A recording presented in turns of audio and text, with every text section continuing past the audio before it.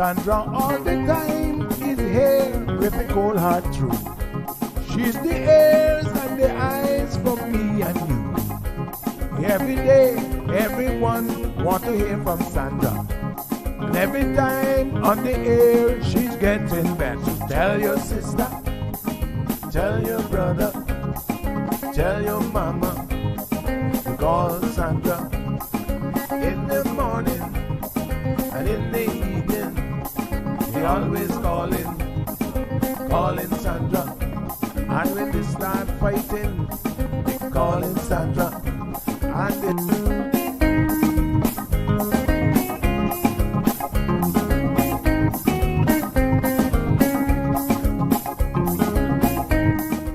And That's right, folks. Everyone is telling their mama about the cold hard truth. Welcome to another episode with more truth telling, more problem solving, and of course, more tea spilling than ever before. Sit back, students, grab your tea and turn up the volume because class is now in session. Call in at 936-2626 because your voice matters. Share your opinion on issues that matter the most to you.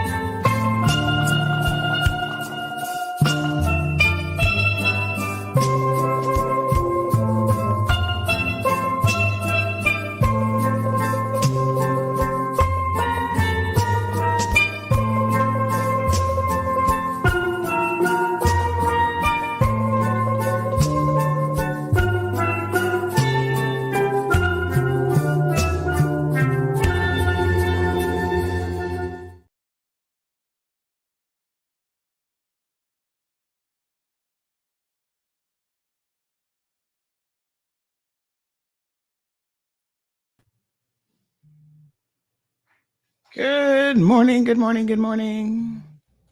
Good morning. Good morning. Hello. How are you doing? How's everybody doing today? Happy Tuesday. Monday. But Sure. We're getting ready to go here in about 20 seconds.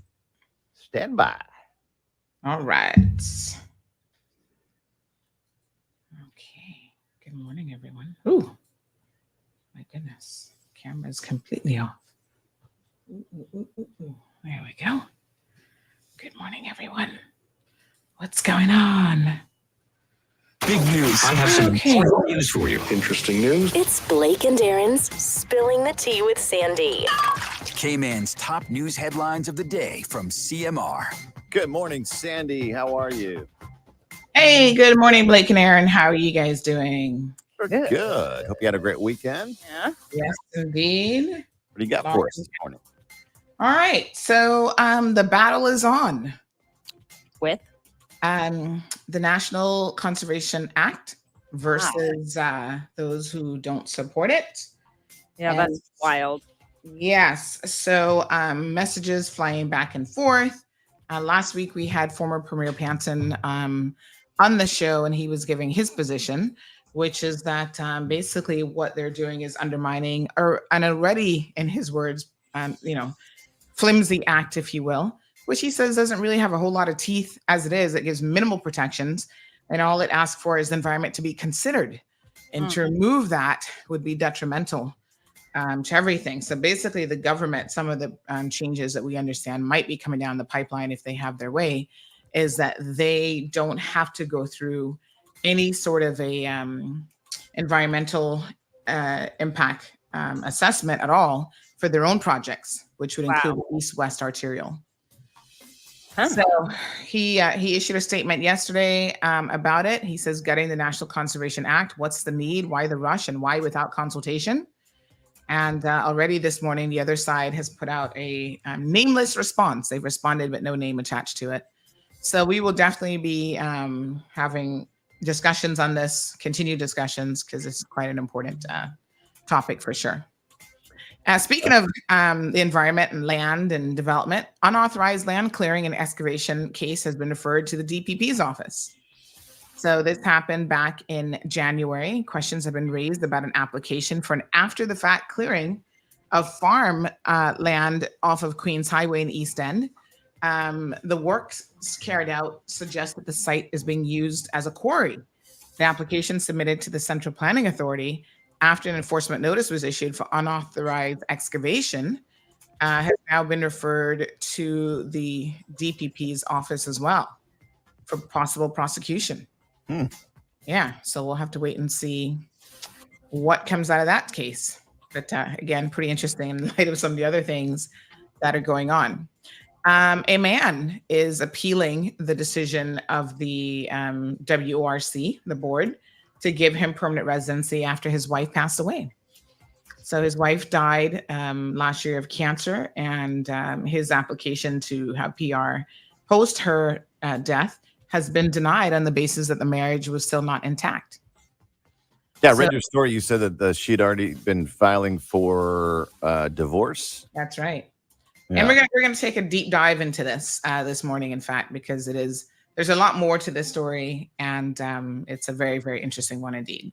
Okay. All right. Yep. In a very interesting case here, a juror in the murder trial that is ongoing, they had to take a bit of a break because unfortunately the juror fell down the stairs and died. Wait, what? Sunday. Yeah, it's pretty wild. Oh. I know. If you were conspiracy theories right about now, you'd be like, oh, what's this? So they went from 12 jurors to 11 after this individual died last week. The trial had taken a 2-week break to accommodate a juror who had to travel. And then unfortunately, this juror passed away after an accident at home.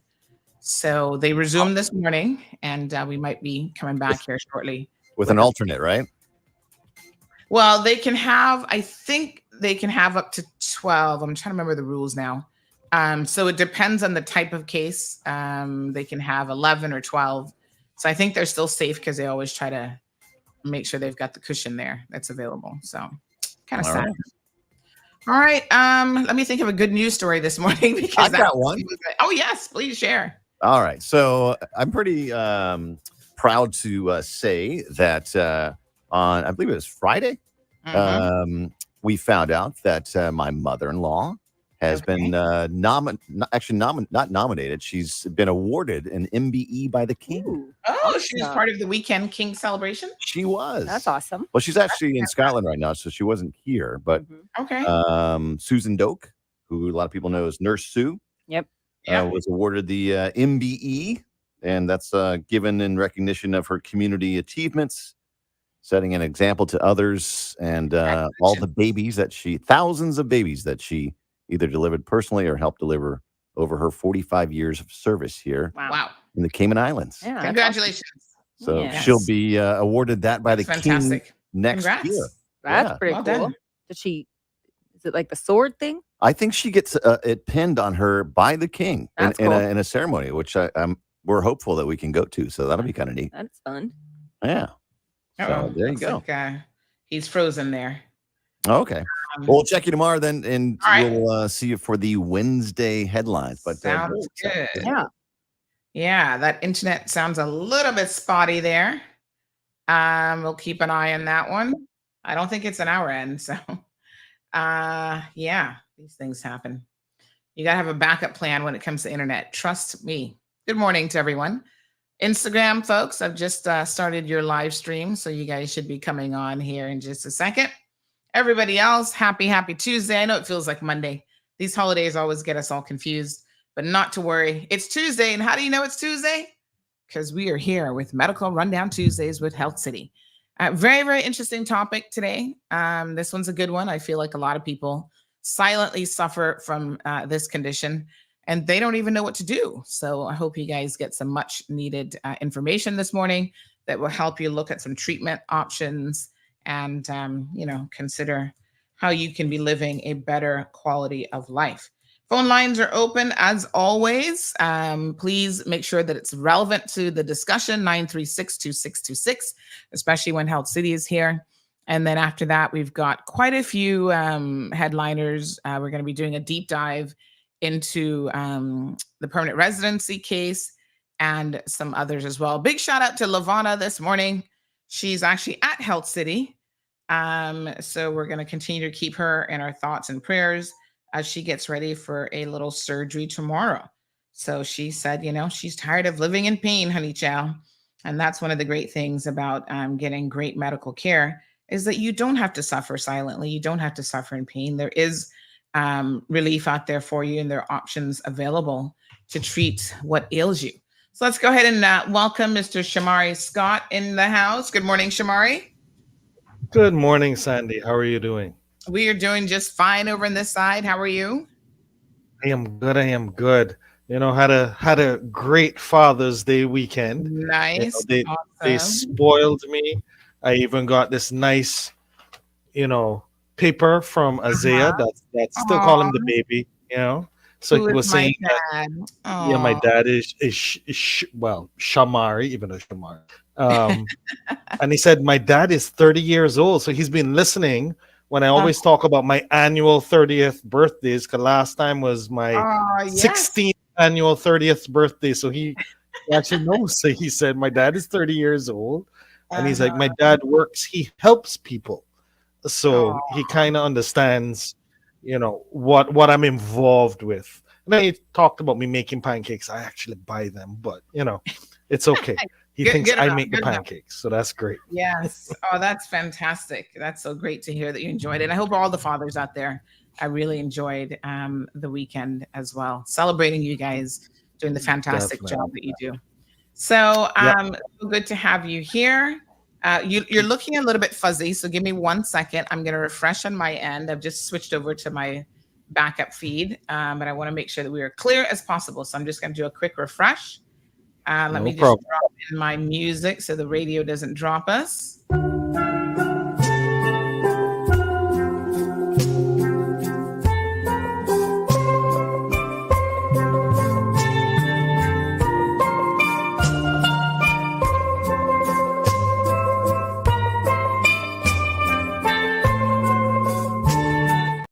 All right. I think that is better.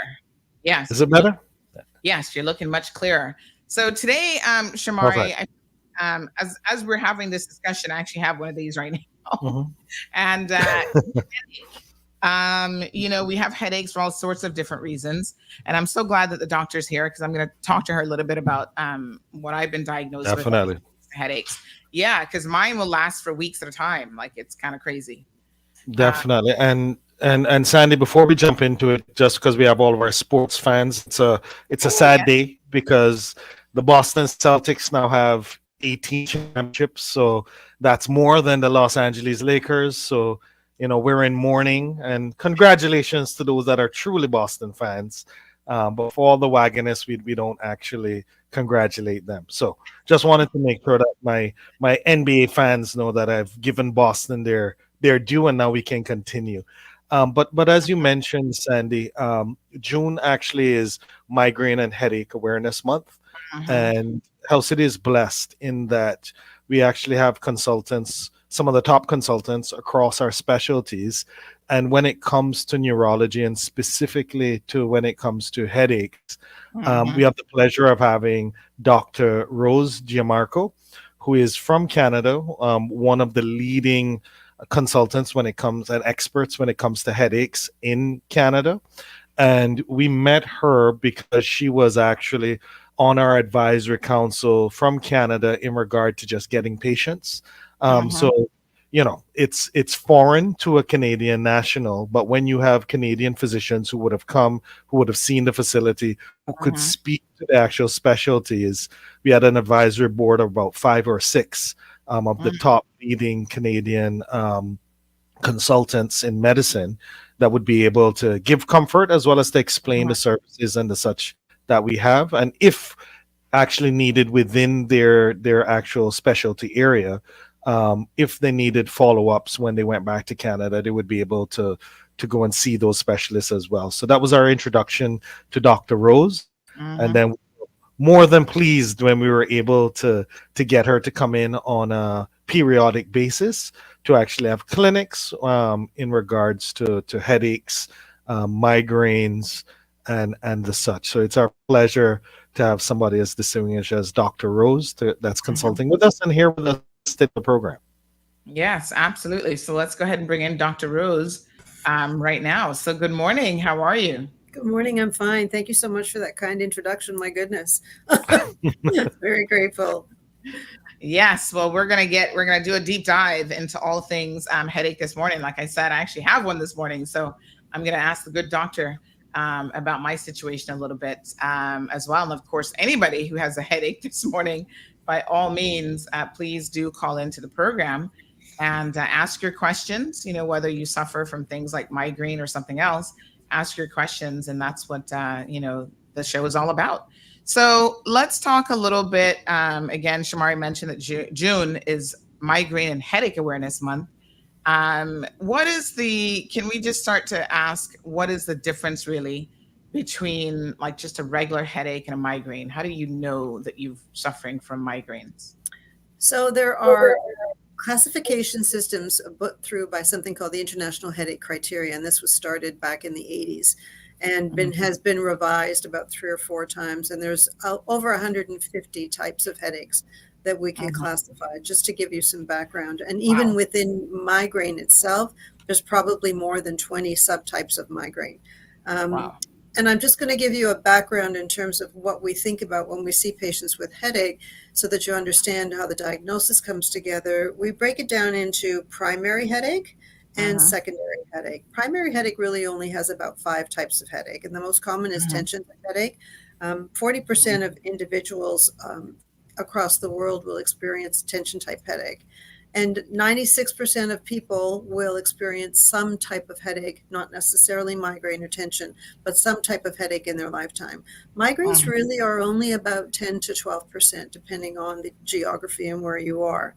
So a migraine and then there are secondary headaches, and there are many, many secondary headaches, if you can imagine, because they are basically headaches that occur as a result of some other illness. So if you have lupus, if you have diabetes, if you have iron deficiency anemia, if you've had a head injury, a stroke, anything like that constitutes a secondary headache. In terms of migraine, there are very distinct distinguishing features. And so basically we define migraine as a brain disease, and the migraines are manifested by episodic headaches. They can last anywhere from 4 to 72 hours. Just as you said, your headaches can go on for days at a time. And typically they will be one-sided, behind the eye, in the temple. But in reality, migraines can occur at any place in your head or scalp region. They can be in the back, they can be in the front, they can be behind the eye. The key features of migraine are that the pain is typically throbbing, and it has to have 2 out of the 4 following: nausea or vomiting, sensitivity to light, sensitivity to noise or smell, and sometimes there may be an aura, but that's a subtype of migraine, which is some neurological symptoms. But those are the features of migraine where we look to in terms of making the diagnosis. In terms of what is headache, it's a global term. It's like saying, what is abdominal pain? So headache can be occurring as a result of anything that affects the pain sensitive structures in the head. It could be scalp, it could be dental, it could be sinus, it could be ocular, like glaucoma, for example. It could be nerve related. So saying something is a headache is basically a global term, and then we subdivide it after that. Very interesting. I know we jumped ahead a little bit because I know so many people do suffer from migraines, and we'll go a little bit deeper. 936-2626 is the telephone number. So of course, Doc, you do have a clinic that is coming up on June the 27th. So let's just understand a little bit about how this works. You're a headache specialist. Does that then mean that is it every month that you come, every couple months that you come and see patients here in Cayman? It really varies, and it's dependent on demand. I was coming every month, and then we started to try 2 days every 2 months. So it's still a work in progress. This month, it's 1 day, and then I'm coming back in August for a couple of days. So the headache clinic is at Health City in the East End, and essentially when you come in, it's about a 45-minute to an hour meeting with me, neurological examination. And then we talk about migraine education, if it is migraine, or headache education in general, start treatment, and decide on whether any investigations are needed. Okay. Shamari, I'm going to go ahead and book my appointment for June. Oh, no, wait a minute. I'm not going to be here. Oh, man. Anyway, we'll talk some more off air. Maybe I can do a teleconference. But I'm going to tell you. We can absolutely do teleconference anytime. Yeah.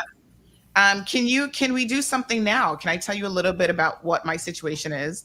And then perhaps you can just give me some I'm happy to be a guinea pig at all times. Shamari knows this. I'm like, some people are like, don't tell me anything more about the colonoscopy, which by the way, guys, I'm going to harp on this until I can't harp anymore. Get your colonoscopy done. Just this past, over the weekend, we discovered that a good friend of ours, unfortunately, has been diagnosed with colon cancer. Never had a colonoscopy, 60 years old. These are things that you got to take seriously, folks. We know that the age has been adjusted to 45 because there has been an increase in colon cancer. So, give yourself an upper hand on this situation, because it is very, very treatable. If you catch it in the early stages, you can have those polyps and stuff removed. So get it done, folks. But let me tell you, Dr. Rose, I've never been a person that really suffered from headaches. Like, it was a bit of an unusual occurrence for me to get a headache. And then I had a baby. And right after the pregnancy, I got a headache that lasted for about 8 weeks. It was pretty crazy because that was a very long time. I was like, oh my God, what is this? So it lasted for about 8 weeks. And then my blood pressure was elevated. So we're thinking maybe it was because of the elevation in the blood pressure. Although during the entire pregnancy, my blood pressure was really, really good. Right? Older mom. So we were watching all these kind of numbers and stuff. So it went on for a while. Then it kind of disappeared. I noticed that painkillers didn't really do much for it.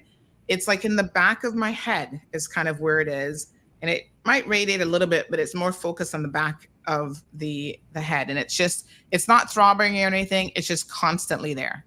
So like I said, this morning I've got one. It'll just be there. So I started doing all sorts of things. When you have a headache, the first thing you think, oh, there's something wrong with my brain. I've got a brain tumor. Like, everybody freaks out, So I did an MRI, did the whole, nope, nothing. Everything looks great. Somebody said, maybe you need to see a neurologist. And I said, all right. So I went and saw a neurosurgeon, not quite the same thing, but close enough. And as I was describing what happened and the symptoms and, how it kind of comes and goes a little bit, he said to me, one of the things that we ruled out very early is, how you get the epidural headache, like some people get that, but exactly. It didn't happen while I was in the hospital. Interestingly enough, it was like after I had left the hospital. So maybe like a week after. So he suspected, and this is what he says he strongly believes that it is, it's that occipital nerve in the back of the head. And it must have gotten pinched after I had the C-section and was forced to sleep on the sofa downstairs because of mobility. And I probably just slept in a really bad position for those couple weeks and kind of pinched that nerve. And now every so often it just, I guess, flares up. So tell me a little bit about this occipital headache, because my gosh, I'd never even heard of such a thing before. Well, I think just getting back to the issue of headaches in pregnancy, that's a whole different animal, because there are causes of headaches in pregnancy that don't usually affect the general population. And you're quite right. A post-epidural headache would typically occur right away. And there's a strong positional component to it. So right away, when you said it was a week later and it was constant, didn't seem to have those features. And the first thing that we think of when someone has a headache that goes on for weeks and months at a time and it's occipital is exactly right, occipital neuralgia. And people don't realize that it doesn't take much to have occipital neuralgia occur. It could be something as simple as sleeping on the couch, as you said, putting the back of your head on the headrest, which is very hard. It could be traveling and lugging luggage and putting it on the overhead bin. So, and it could be doing some yoga exercises if you're not doing them properly. So many reasons. But the features of it are that it's almost constant pain in the occipital area, and it's right at the back of the head where there's that little notch where your skull just meets the top of your neck. There are several nerves back there called the occipital nerves, greater and lesser, and they radiate right up until the orbit. So you could typically get pain that's in the back but shoots forward. It's usually made worse with head turning side to side because you're stretching the nerve. And also sometimes coughing, sneezing, straining can make the pain worse as well. Sometimes patients, when they lay down and go to bed at night, they put their head on the pillow. The first thing is, I don't want to do that because it's sore. But it's very treatable, and unfortunately, it doesn't tend to respond very well to oral medication because it's a structural thing, as you can imagine. And so what we tend to do with that, I mean, we do all the other things like massage and physio and so on. You might get temporary relief from the secondary muscle spasm that goes with it sometimes, but the gold standard would really be occipital nerve injections. And these are injections, and I tell my patients, very similar to getting your teeth frozen when you go to the dentist. It's a nerve block that they give you. It's a form of lidocaine, a freezing element. And we basically just infiltrate at the back where those nerves are. It may not work the first time, and the results are tremendously variable. They could give you relief for as little as a day. They could take it away completely, or you may have to go back for repeated injections. And I have those scenarios in every one of my patients. But that would really be the first line treatment, I think. Yeah. And I think that, you know, when you start to, because I remember when I said to him, I said, you know, one thing that I've noticed is, like you said, I can take oral medication, it doesn't help. But I said, gosh, it seems to get better with massage. And he said, oh, that's interesting. So I said, when I rub it, it feels better. But, you know, it's great because when someone talks to you, you've got the experience to know that there's certain things. So like people will say to me all the time, like I've had frozen shoulder before. So I know I carry a lot of tension, like in my neck and my shoulder area. And I've even had people say, Sandy, do you know that sometimes you get twitches, especially on my right side? And I said, no, but people have seen it and they've noticed it. And they're like, oh, you just like twitch. And I don't know it. It's, you know, not something that I'm conscious about, but other people see it. So I think it comes back again to this whole area, probably just being, you know, over tense, whatever. And I have noticed that sleeping at night, like I really need a proper pillow that gives me support in the, what we call like the crook of the neck, as opposed to just my head. So I use my daughter's toddler pillow, which she no longer uses. It's shaped like a little elephant, but the shape of it, it can get right in there. And I have a much better night's sleep when I use that little pillow. Yeah. There's also a very good water pillow. I don't know if you have it in Cayman, but I recommend that a lot. You basically fill it with water, and you can fill it to whatever consistency. You could make it very firm or you can make it very soft, but at least when you move, the pillow moves with you. So it's also another good way to deal with it. Yeah. I'll have to check that out. So I'm a bit scared. So tell me now, when you have to do things like injections, right? That sounds awfully painful. Do I need to, is it any worse than any other injection? So it can, I'm not going to lie, it can be a little tender because if you can imagine you're infiltrating right around the nerve, it's a larger Yeah. size needle to get into the appropriate space. But it's really, I mean, it's not a huge issue. And if you get relief, it's worth it. Yeah, I for mean, if sure. you 'Cause, compare Yeah, that a headache for like weeks on end is just not fun. No, and it's something that can respond very, very well to the injections. And so that, you know, the reluctance on patients' part is the first injection, but then when they see that they get the relief, then it's not as much of an issue, I find. Yeah. All right. We'll talk some more. Okay. So, how many people suffer from headache? About 96% of people will experience a headache at least once in their life. I'm surprised that's not at 100%, to be honest. Yeah, exactly. Because there's so many causes, as you said, right? There's Yep. stress, there's everything that can cause a headache, pregnancy. 40% of people across the world have tension type headaches, and another 10% have migraine headaches. So let's talk a little bit about the tension headaches, since they make up such a large portion of the diagnosis that's out there for people. Yeah. I mean, tension headaches are common, and that's typically because it's usually very often related to some other event going on in life, although it doesn't have to be. They are benign, so it's not a life-threatening or serious condition. They can occur as a result of stress in a person's life. They can occur as a result of sitting improperly at a desk. They can occur for many, many different reasons. And the key features of them is that they're usually not disabling. People tend to function when they have these headaches. They do respond for the most part to over-the-counter medication, often to massage or physio treatments. And they're described as generalized headaches. So they're usually either in the front in a band-like distribution. They could involve the whole head, but they're not like the migraine where it's one-sided throbbing pain. These are more like putting a tight band on your head and squeezing it. They do not have nausea or vomiting. They're not really made worse with exertional activity like migraines are, and they don't have the sensitivity to light, noise, or smell. They can last for a very long time, so they're not the episodic nature necessarily that migraine is. They can go on for days or weeks at a time until the underlying cause is discovered. But most of the time, these things tend to get better unless there's sort of underlying issues like depression or, you know, extreme stress in someone's life. So. Yeah. Let's talk about, I know we haven't really gotten to treatments yet, but someone suggested for myself that maybe chiropractic treatments would help.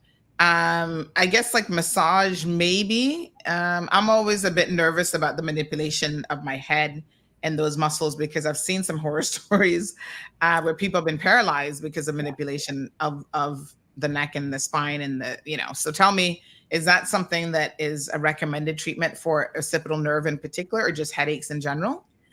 Well, you raised a very good point. Sometimes the results can be devastating, but there's a big controversy with chiropractor and neurological emergencies that can occur as a result of it. I will only say that I've been on the front end of experiencing this with patients I see in the ER, not at all common, and something that may occur as a result of some underlying cervical spine disease or arterial disease, for example, causing a dissection of the arteries. I personally don't recommend chiropractic treatments for the neck to patients just because we don't know. Absolutely don't in anyone over the age of 50 or 60 unless I've cleared their spine with radiology. And I don't have a problem with chiropractor for the lower back because it does help. I tend to be a little more conservative and I'll recommend massage therapy, possibly physio, or even osteopathic treatments. They're a little more gentle and you don't worry so much about the strong manipulation. Wow. Okay. Great. So all headaches are not created equal. Apparently, 150 different types of headaches. Wow. Or more. That's a lot. Probably over 200 by now. Yeah. Oh my God. Where do you even begin then? I mean, this sounds so crazy. Yeah, I know. Well, it begins, you know, because in neurology and particularly in headache medicine, most of the examinations are completely normal. And so we don't even have the benefit of saying, oh, you have a hard belly or you have a murmur in your heart, because with migraine in particular, up to 90% more of patients we examine are completely normal exams. So we don't always have the benefit of the findings on the examination. So with migraine, it's really in the history. With headache in general, it's really in the history that you take of these patients. So for example, you find out when the headache started. Does it come on acutely? Is it like a thunderclap headache that starts all of a sudden? Are there neurological symptoms like double vision or blurred vision or numbness or tingling that would lead us down perhaps a different road than migraine if it's not a migraine aura? So I'm going to say that 90% of the time your diagnosis is made based on the history alone. So it has to be very carefully taken in patients when you see them for headache. Some causes here. I was a bit surprised by this.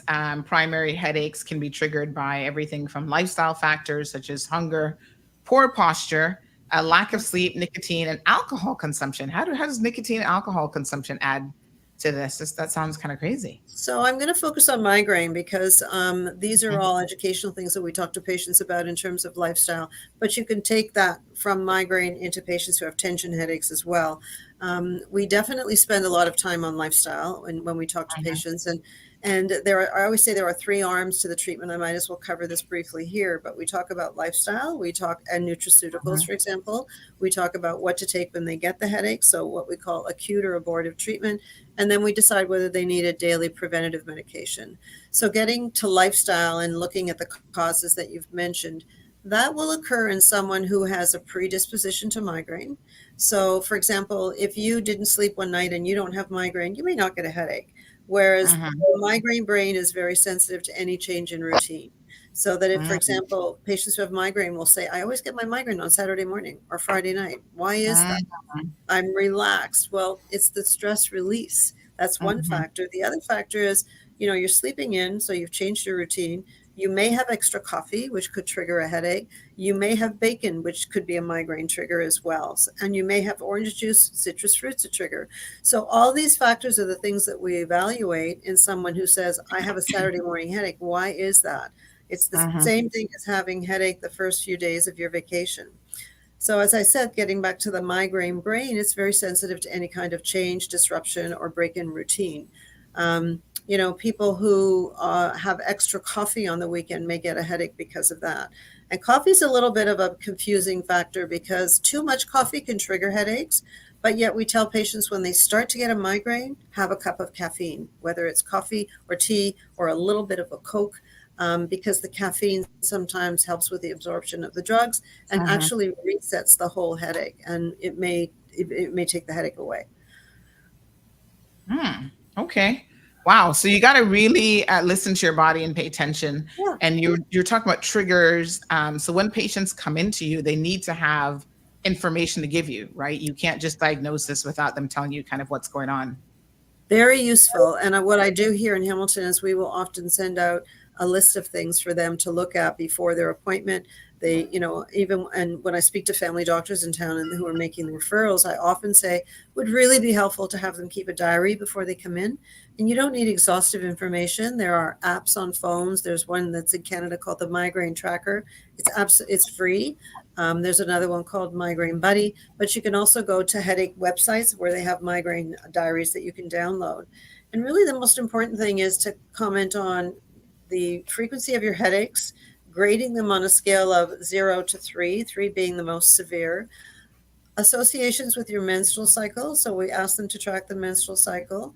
And what did you take to treat the headache? But how often are you taking it? And how quickly is that medication working for you? So those are the key things.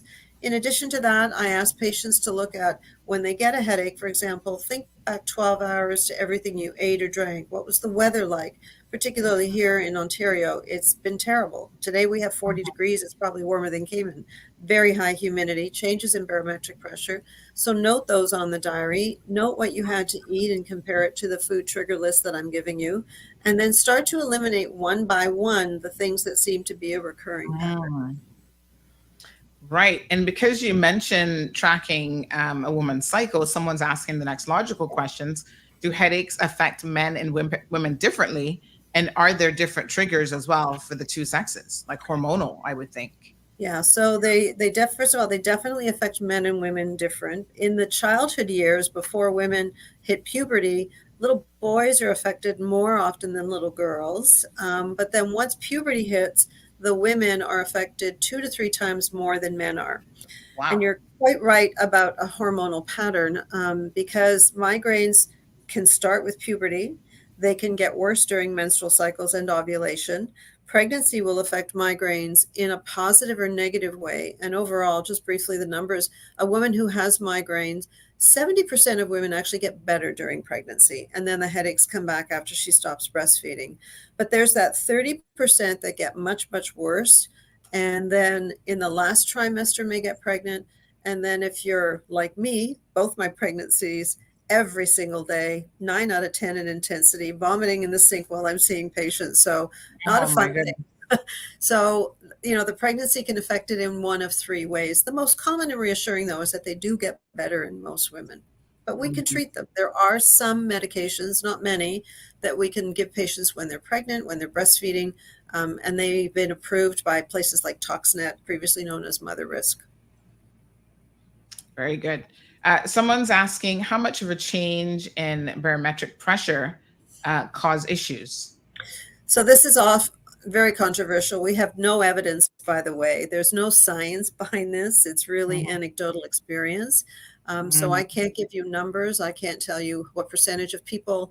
All I can tell you is that they've looked at 2 places. One of them was in Calgary, where they have the Chinooks and the changes in weather. And I think the second one, the most recent, was in the northeastern states, where they get changes in barometric pressure. It's not so much the change in terms of number, but it's the rate of change. So if it suddenly drops, that may be, you may be more likely to get a headache. But again, there's no science behind it at all. I guess that's like people who, during certain weather, their arthritis, they're like, yeah, I can feel the rain coming because my knee. Absolutely. Yes, my knee is the best weather, teller in the world. I don't need a working radar. For sure. So within migraines, 10 to 20 different subclassifications as well. How does getting a proper classification really help? Does it matter? I mean, isn't a migraine? Does it matter if it's like one of the subclassifications or not? Or treatment options and different depending on the type of classification? Well, there's no studies to say that, for example, migraine with aura, we treat it differently. So in other words, they haven't done any clinical trials. So we basically look at the same medications. There may be medications we avoid in someone who has very severe prolonged aura, simply because with aura, you get neurological symptoms, whether it's visual, whether it's numbness or tingling. So in that group of patients, the theory is that there may be lack of blood flow, although it's, again, very controversial, but we may avoid some medications like the triptans, for example, because theoretically it could potentially make that worse. So that's one thing that will differ in treatment. The other thing is if patients have post-traumatic headache with features of migraine, they may benefit from something like gabapentin. It's a medication that is used to treat pain, but there's also some evidence that it might work in migraine. And for example, I would choose that because they often have neck issues as well. And so it's a general good pain medication. But for the most part, we really treat based on the symptoms, and most of the preventatives will be used for all of the other subtypes of migraine. And there's no studies to say this one is better than that one. It's really based on experience. So if we have a chat between headache specialists across Canada, and I have a patient who has a very unusual aura, I may hear from a couple of my colleagues that say, oh, I used Lamictal or lamotrigine for that, and I did well. Or even if you go to the headache journals, there will be anecdotal experience or a group of cases that responded to this medication, but not very many clinical trials. Interesting. All right. Amori has a question. She says, may I ask, have you ever had a patient that you tried everything with and they still have the tension headaches? What then do you do for that patient?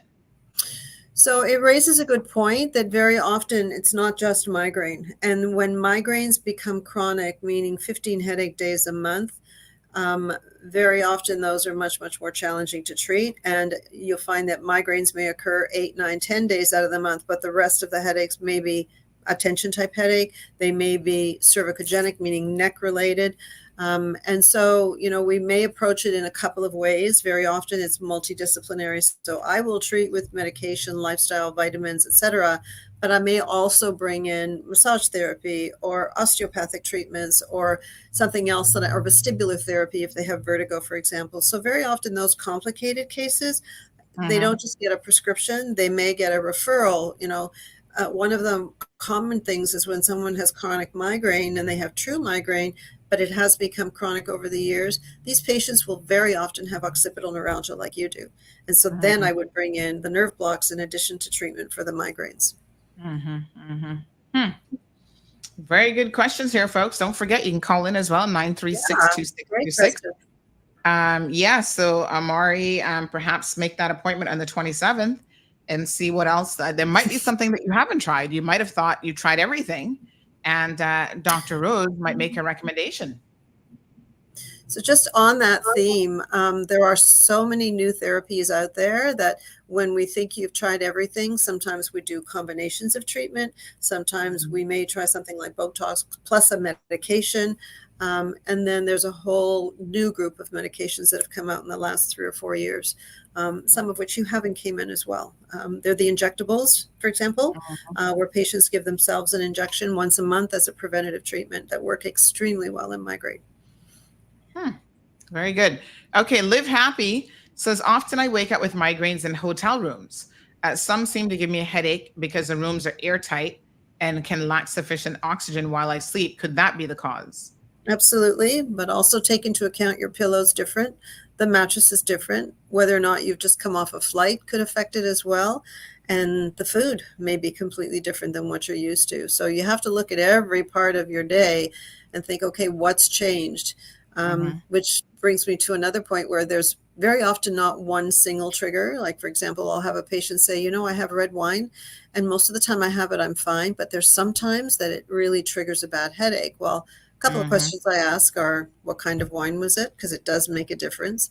And what did you have with the wine when you got the headache? And it may be the perfect storm where they have the red wine, but they also have cheese and nuts and grapes, which all three are triggers. And so it's like the perfect storm that's happening. So cheese, nuts, and grapes. I mean, let's talk about some of the foods then. I'm glad that you mentioned that can trigger headaches, because obviously if you know what to avoid, that could help, or what to have in moderation. Yeah, it's a bit tricky. I have a 2-page list of foods, and the first thing that I hear from patients when I say, let's look at your diet, the first response I get is, well, I eat well, I have a very good diet, and I don't dispute that, but let's look at what components are in your diet. Because, for example, I always say healthy foods can trigger migraine. Avocados, grapes, citrus fruits, for example, garlic, onion. So there are many, many things. The other food triggers dairy. Some people find gluten, although there's no evidence for that. When they go gluten-free, their headaches seem to get better. Yeast products. So if you go out and have a pizza, for example, there's probably 5 triggers just on that pizza, like the yeast in the dough, the processed cheese, the processed pepperoni, and the tomato sauce, which may be processed or canned on a pizza. So those are 4 or 5 things right there in one meal that potentially could be triggering. Wow. Other things, people tend to use a lot of bottled salad dressing, which could absolutely be a trigger, because there are preservatives. There's red wine vinegar. People don't think of vinegar as a trigger, but it's red wine. And some of the seasons that are not fresh spices or seasons. So those can also do it. Do you have a caller in the line? Good morning, caller. Good morning, everyone. Good morning. I had a question for the doctor. Sure. I've been trying to come off of sugar for a while, and I noticed that when I go cold turkey, I get headaches for the first couple of days. Is that common? It's when you stop anything cold. So that can happen when you stop caffeine cold, when you stop sugar cold. If you suddenly stop dairy, people sometimes will complain of a headache. So it's that abrupt change. So yes, it possibly could. Why does that happen? Not sure. Not sure. We don't, again, all of these triggers, this is all based on history, personal experience, anecdotal experience with physicians. There's very little scientific evidence that says you get a headache from red wine or you get a headache from cheese because of this reason. We don't know. We truly don't know. With the sugar, I would maybe suggest it's a drop in your blood sugar that your body is not used to. That could be one thing. Whereas when you're taking sugar on a regular basis, you maintain a stable state with your blood sugar. Interesting. Well, Thank you. Thank you, caller. And I guess keep trying to reduce the sugar, because obviously we know that that's not the best thing for us. Yeah, it's an uphill battle. But Yeah. Gradually. All right. Very good. Good morning to Miss Faith and Hope, Miss Juliet, and Miss Dee Dee, everybody paying attention in class this morning.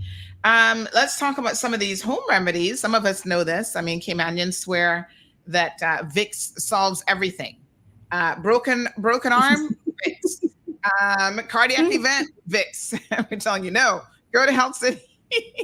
So we do see at the top of the list, though, is peppermint oil and Tiger Balm, probably very similar to maybe what Vicks kind of does. So why do these rubs like Tiger Balm and stuff, why do they work? We don't know. We don't know why they work. We don't know if they work, but I absolutely recommend all these things. And particularly if you can imagine my pregnant patients who we really don't want to do any harm with medications. This is the first thing I talk to them about, which is natural remedies. So, taking a nap because sleep can help the headache, taking a break from the computer, getting off the computer, electronic devices, getting away from the TV, darkness in a room, drinking lots of water. I have patients who say, if I start to get a headache, I drink a lot of water. And so was the headache due to dehydration? Possibly. Having a small cup of coffee, as I've already mentioned. Over-the-counter medications, if it's not a severe headache, if it's very occasional, absolutely not a problem. What I would say, treat early. If you think it's a migraine, then take your medication early. You have a better chance of it working if you take it right away than if you wait 2 or 3 hours. But be cognizant of the possibility of rebound headache or medication overuse headache. That's a common occurrence in people who have migraine. Up to 40% of people with chronic migraine have medication overuse headache. And I know it's not under home remedies, but as long as we're on the topic, it's better to prevent it than it is to treat it. And it occurs in people who are taking over-the-counter medications like Tylenol, ibuprofen, even Gravol, for example. Some of these benign remedies, if they're taken more than 3 consecutive days every week over a 3-month period of time, and you're starting to get a chronic, daily, low-grade headache that you wake up with, that could be because of the medication you're actually taking rather than using it to treat the headache. Wow. I mean, it's so interesting. Yeah, that sometimes these things can help, and then other times they can actually be the cause. Absolutely. So some people get headaches because of caffeine, and I don't do well with like certain odors. So like cigarette smoke and stuff, I tell people I'm allergic to those things because instantly I get a headache when I'm around cigarette smoke. Cigar smoke is even worse for me. So wow, very interesting. And just to go on that home remedies, it's not really a home remedy, it's more naturopathic. We start patients on vitamins. So we do nutraceuticals with all migraine patients, which include magnesium citrate, 300 milligrams twice a day, vitamin B2, it's also called riboflavin, 200 milligrams twice a day. And then coenzyme Q10 is also another very good one to try. So all of my migraine patients get started on the nutraceuticals in addition to medication if they need it. Right. We've got a caller. Good morning, caller. Welcome to the program. Hello, caller. Uh-oh, can't hear you. Caller, are you there? All right, check that connection. I see you called, but I cannot hear you for some reason. 936-2626 is the telephone number. All right, let's try that again. Good morning, caller. Uh-oh, I can't hear you. I feel like we're in that commercial. Hello? Hear me now. All right, folks, keep trying. Maybe the third time will be the charm. All right, so some home remedies here. Oh, third time. Let's see. Good morning, caller. Hi. Oh, hold on. Now I hear you, but you sound like you're in a vacuum. So let me just unplug and replug the phone back in. Hello? Hello. Hi, there you go. Hi, good morning, Sandra. Good morning. How are you? I'm well. To the panel there, this is Jonathan. Adam, I'd just like to let y'all know, you might not be aware of this, but we actually have a plant native and indigenous to the Cayman Islands, some of which there are specimens of on the Cheddar Hospital site there, which is called the headache bush. Okay. That are on the site there, and they have been used traditionally in Cayman to crush up the leaves and inhale the vapors that come from the leaf to relieve headache. That's why we call it headache bush. So Do you know what I'm curious, do you know what the proper scientific name for it is? No, I actually don't remember what the proper Latin nomenclature is for that plant, but I could try find out. Yeah. But I can And I would certainly wonder tell where it is on the site. Yeah, maybe send us a picture and we can ask people about it as well. But I'm always hesitant to suggest that people inhale stuff. I mean, how do you inhale it exactly? How what's the preparation like?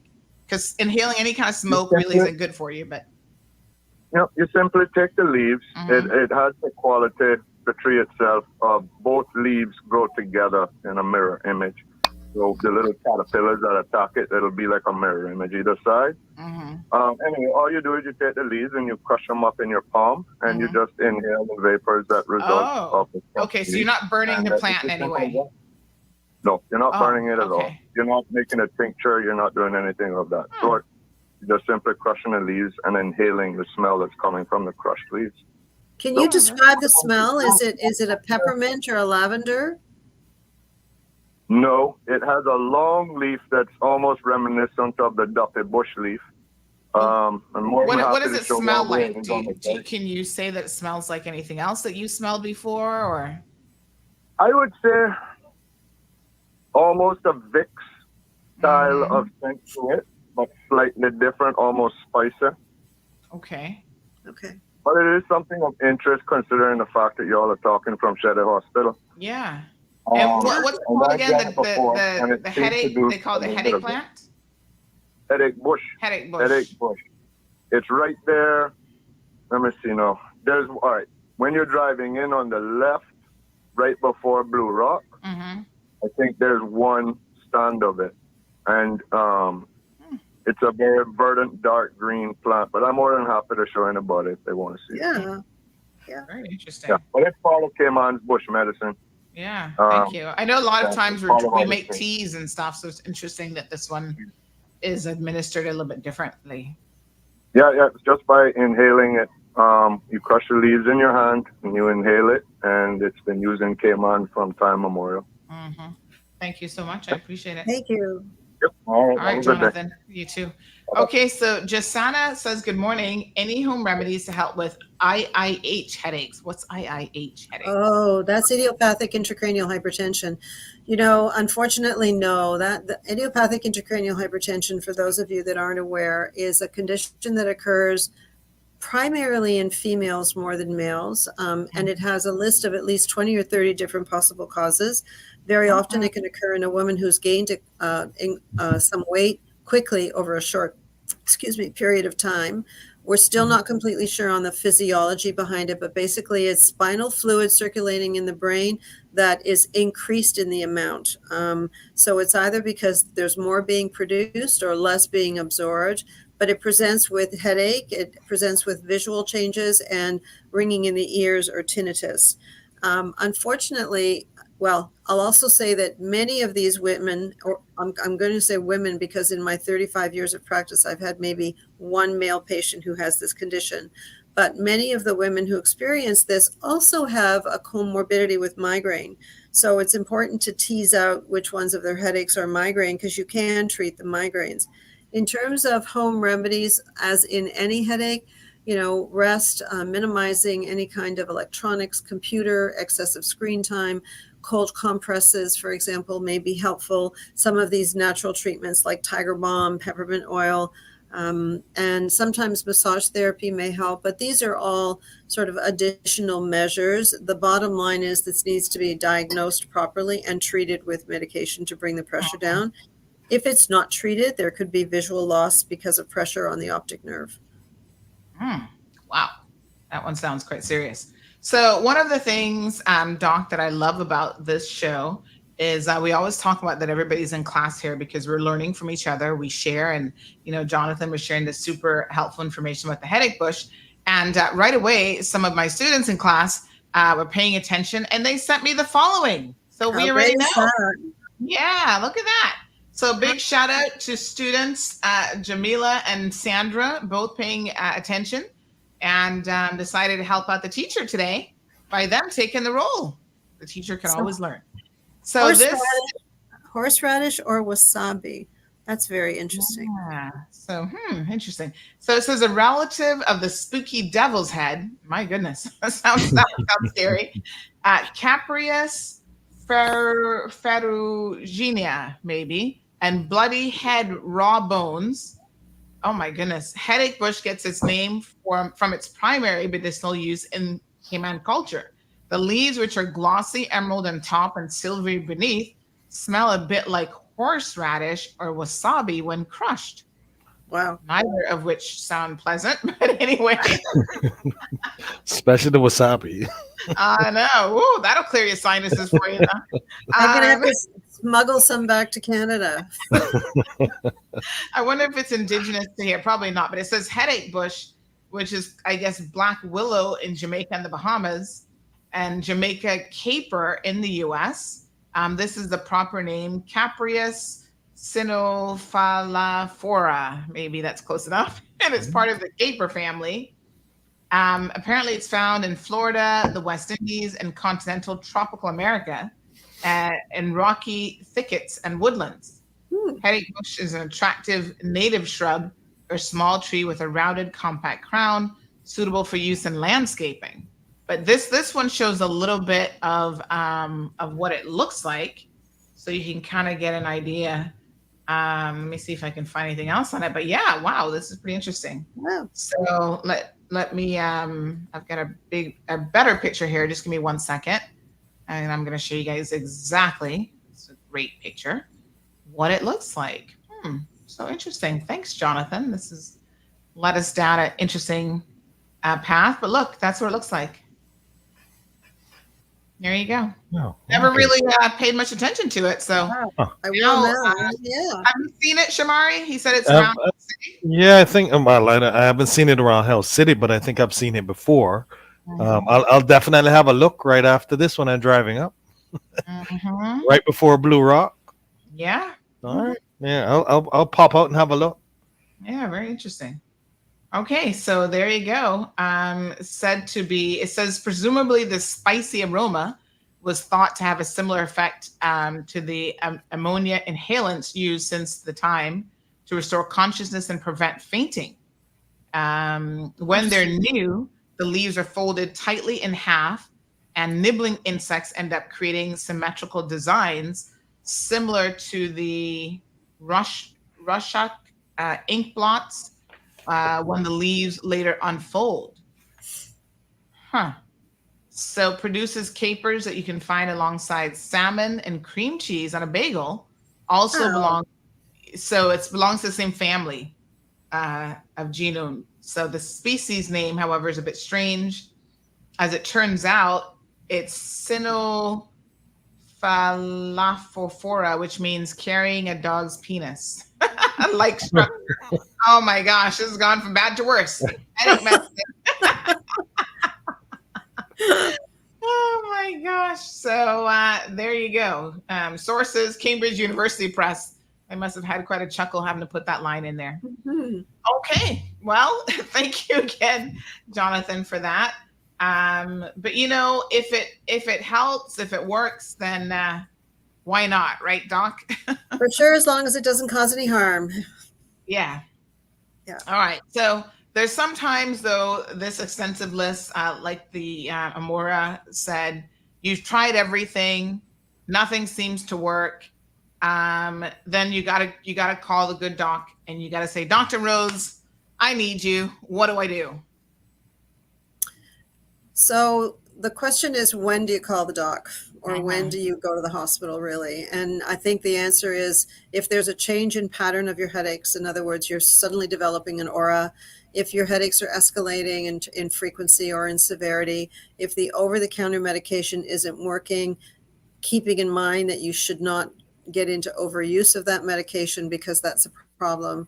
And if you have a very bad headache that comes on like that, and you've never had that before, that's definitely something that needs to be investigated. So I think basically for the general public, if there's a change, if there's worsening, if it's not responding, then that's the time that you really need to get in to see someone. Because again, that could be, I read, I always like to read these medical stories of someone who had an aneurysm. And when they were asked to describe it, like how would you describe it? They said it was an immediate onset of what was the worst headache of their life ever. Like the pain was tremendous. So when you have a situation like that, you probably need to call 911. You need to get to the emergency services pretty quickly. Yeah. I mean, there are some headaches that are what we call exertional headaches that can occur, for example, with sexual intercourse, with weightlifting, with exertion. So there are circumstances with coughing, even, for example, you can get these severe explosive headaches. And many of them are benign, but it's nobody's position to say that's just a benign cough headache. They definitely warrant investigations in most situations. All right. This person says some headaches are stress related. Say if you have a difficult job or marriage, what does the doc recommend for that? Well, I would say get rid of the spouse. Sorry. If they're causing you can say that. You can say that. If that's the cause of your headache, find a new job. So I think the important message there is to make sure that it isn't any other kind of headache. I mean, obviously, yes, you get rid of the factor that's causing the stress, but many people who say they've had stress headaches in their life, if we really dig into the history, in fact, may have had migraines. So yes, we always need to deal with the stress in our life to reduce our headache frequency, because stress can make migraines much worse as well. But don't assume it's always just stress. If it's ongoing, if it's not responding, if it's getting worse, then have it looked at. Jonathan had a good laugh at that one. Went to see a doctor. So again, headaches that are disabling in any way. So I'm assuming that sometimes, you can't do anything else all of a sudden. You got to pull off the road. You can't drive. Those would be very, very concerning. Absolutely. Yes. And if you're missing time off work, for example, if you find that your absenteeism is escalating because of the headaches and you can't function, I ask patients, are there any significant lifestyle or lifetime events that you've missed? And when people tell me that they haven't been able to go to Christmas dinner with their family, they haven't been able to go to their little child's birthday party or their daughter's graduation because they had a headache, then that to me signifies there's something more going on. Right. All right, some things here to manage headaches. So number one, know your triggers, and we've been talking about, what those are. Like I said, if it's an individual, limit your time with that individual if you have to. Eat on time. Now, this eating on time is interesting because a lot of people are on board now with this intermittent fasting. Yeah, not a good idea. Really? Not for migraine patients. No, because it depends on how long your fasting time is. If you're doing fasting from 7 p.m. until 6 a.m., you're probably going to be fine. But if you're doing the 12-hour, 16-hour fast, you're really not doing your headache a favor. You really should have some sort of intake between that period of time because it will trigger a headache. It's just not a good thing for, as I said, if there's nothing more you remember that migraine brains hate change and they love routine. So that could take, you could take that into sleeping too much, sleeping not enough. You could take it into skipping meals. You could take it into not exercising or exercising then stopping. So any routine that you're in, as soon as you break that routine, you're setting yourself up for a headache. Interesting. All right. Eating a balanced diet, avoid foods with nitrates. So that's a lot of processed meats and stuff, right? So again, no science behind that, but we do see a trend of people who are eating. We always recommend not eating the processed foods, not eating, things like processed tomato sauce or canned things, because there are preservatives in all of these things. Drinking lots of water, reduce alcohol consumption, getting enough sleep, exercising regularly, all the things that are good for you for so many other reasons as well. Reducing caffeine intake, eating on time, and speak with a professional to manage stress. Let me ask you a question about caffeine intake though, right? Going back to when women are pregnant, they say to you after you've had the baby and you've had the epidural, that if you find the epidural headache coming on, they want you to have a Pepsi. What is it in the drink that helps? We don't know, again, but it's like there are things, caffeine and headache. Too much caffeine causes a headache. Not enough caffeine causes a headache. When you get a headache, you take a cup of coffee and it helps. But in terms of what's actually happening, whether there may be some constriction of the vessels in theory that may prevent the headache with the epidural, or even if we have a patient who has what we call low pressure headaches and they haven't had an epidural, you can get it post-traumatically, you can get it spontaneously. We recommend bed rest and caffeine intake for a period of time as a trial to see if it helps the headache. Right. Eating on time, speak with a professional to manage your headaches, as we've said this morning. Evelyn, she says that she suffers from migraines. So I went to Health City and did a scan that was normal. I cut out a lot of dairy and they're not as frequent as they used to be. So maybe a food trigger was part of the problem there. Yeah. Shaka Zulu, good morning. It says, to be clear, the doc is only referring to folks suffering from migraine headaches when it comes to intermittent fasting. Yes, she did say that specifically. Evelyn says that when she feels it coming on, she'll also drink some coffee. Yep. When she feels a migraine coming on. All right. Well, the good doc, Dr. Rose Gianmarco, is here for June the 27th, providing holistic health services, treating common health conditions such as headaches. The headache clinic is going to be made available. And again, she's one of Canada's leading headache specialists. So this has been a very, very fascinating conversation this morning. Any final takeaways for people who are listening? So I think that if, just remember what we call the red flags. If there is a concern based on what we've talked about, increasing frequency, changing pattern, and so on, that would be the one thing to seek attention. Be very cognizant of the medication overuse headache, because it is a challenge to get people to come off that medication. And they do often, 40% of people actually get better once they stop the over-the-counter medications that are being taken. So those would be the main things, I think, for today's session.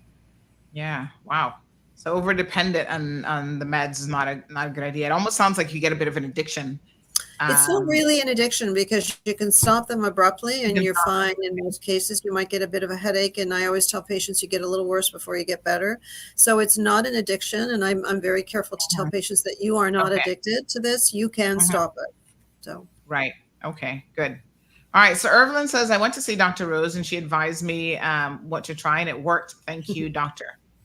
So happy patient there. We also have Miss Lavana, who is at Health City currently. We're wishing her, again, a successful procedure tomorrow.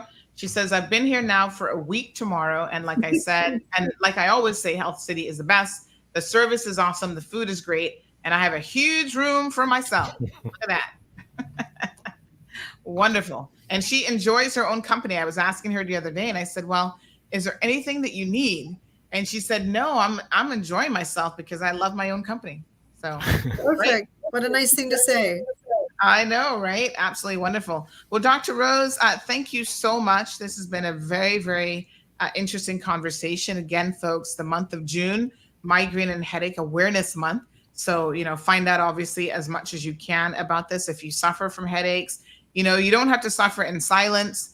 If it's interrupting your life in any way, then definitely reach out to Dr. Rose coming on June the 27th for her next clinic. Shamari, any final thoughts?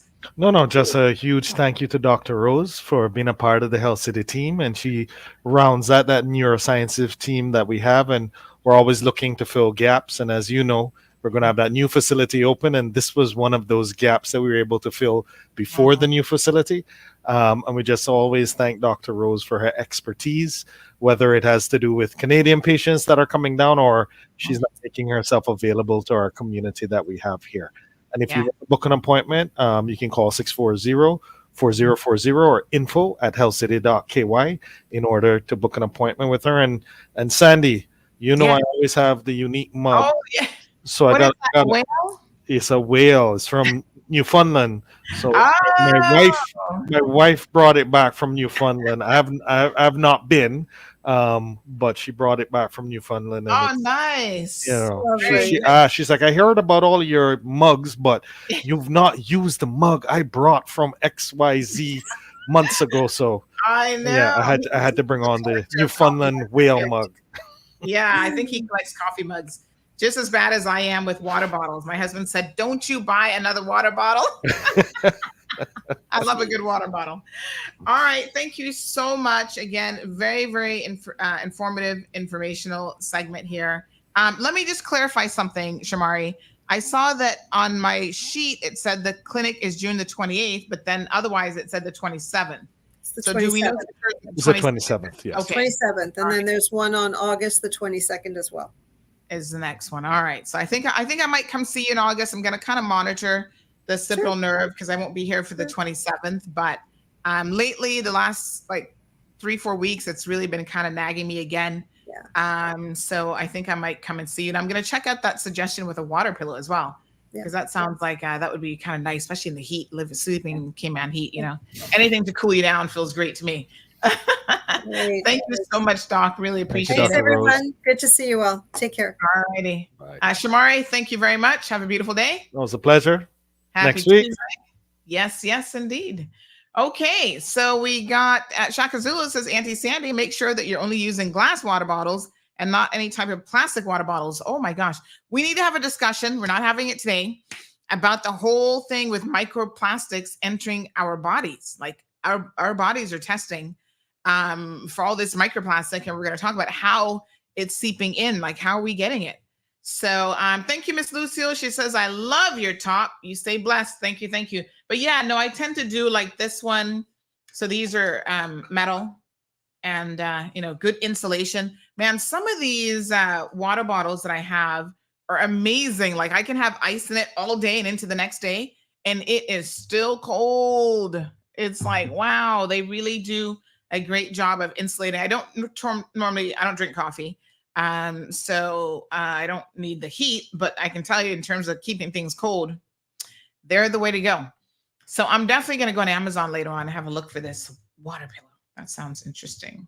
I've got to order a few things on Amazon, honey chill. So water pillow for sleeping, for neck pain. Oh. But yeah, I mean, it's so interesting because like I said, just the other day, in fact, when Mary and I were in Miami, she's like, do you know that you have this twitching thing? I think it's more on the right side. And I said to her, I've heard other people tell me, because literally they'll be watching me, they're like, do you know that your shoulder just twitched? And I'm like, no, but I've had this frozen shoulder thing before, where I was in really a lot of pain. And the doctor said in that case, he's like, we're not going to recommend, this is orthopedic surgeon. He's like, we're not going to recommend anything drastic. You just got to get proper neck support with like your pillow and stuff like that. So thank you, Strong Will. Yeah, I pulled this one out of the closet. It's quarter length sleeve, kind of longer. And I felt like today, being that the weather's a little bit gloomy out there. Let me peek out the window. The sun is trying its best to come out, but man, I tell you, it's fighting hard. But yes, I thought, oh yeah, when I go places today, every place is going to be cold because everybody's keeping the temperatures like at 70 degrees when it's nice and cool outside. All right. So, good stuff. So we got a lot to talk about. So let's hit it, honey. Cheer. Welcome. Good morning, everybody. Everybody over on Instagram is good. I see y'all over there. Lena, Rage 345. What we prayed so hard for rain that it's not stopping. I know. That's the thing. You got to be careful. They always say, be careful what you pray for, because you can't control, be careful what you wish for. You can't control the quantity that you're going to get it in. But, we're still thankful for it. It's just that, my gosh, it was like, we'll give you a year's worth of rain in 1 week. I was like, no. All right. The backup, the regular channel is up. I just noticed. I tried it during the show. Yesterday it wasn't. I tried it during the show and it's back. So we have people on both the backup and the regular channel. So tomorrow we'll switch over to just the regular channel again. So everybody in the backup channel, make sure you like and subscribe to that channel, because when things happen, we got it available. And then if you're watching on the regular channel this morning, make sure you like and follow the backup channel, just in case. You got options, honey child. Options are good, except when you're supposed to be a married person. You're not supposed to be looking at options. I'm just saying. There's certain times you can't be shopping for wife number 2 if you still got wife number 1 hanging around the place. All right, let's talk about these things, because y'all know the morning sis is about to get turned up a little bit. Studio is about to get hot. So I was minding my own business over the weekend, as I often do. I know y'all find it hard to believe, honey child, but trust me when I tell you. I don't go out of my way for news. News comes to me. And well, when it comes to me, I'm going to listen. So I got a message and said, oh, Sandy, in reference to your article. And I was like, what article? Because I was like, I'm sitting here eating turned mangoes with salt and pepper. So I didn't even know what they were talking about. I was like, what article? You know, I'm enjoying a moment here. Which, by the way, let me thank Mr. Crawford for all the turned mangoes that he's always bringing me. There's like 2 in the batch that were a little bit too ripe for me because y'all know I don't really eat ripe mangoes. This weekend, here's what was so funny. We were sitting here speaking. A friend had stopped by and they were like in awe of all the mangoes. Our mango tree is literally hanging to the ground with mangoes. Now they're just falling off. Right? Everything's like, right, so many mangoes. This is an East Indian mango tree and I don't eat any of it. So they were like, man, you don't know what you're missing out on. Marlon was like cutting it, eating the mango. He was having a fantastic time. Our friend who was over is like, why don't you eat ripe mangoes? Like, you don't know what you're missing. I was like, I mean, it's not like I've never had a ripe mango in my life. I know what a ripe mango tastes like. And I'll eat ripe mangoes like in salads and stuff like that. But I'm a green turned mango kind of girl. I love me a turned mango. Oh my God, I was in heaven this weekend. Whew, did y'all see the poll? I need to go check the poll results.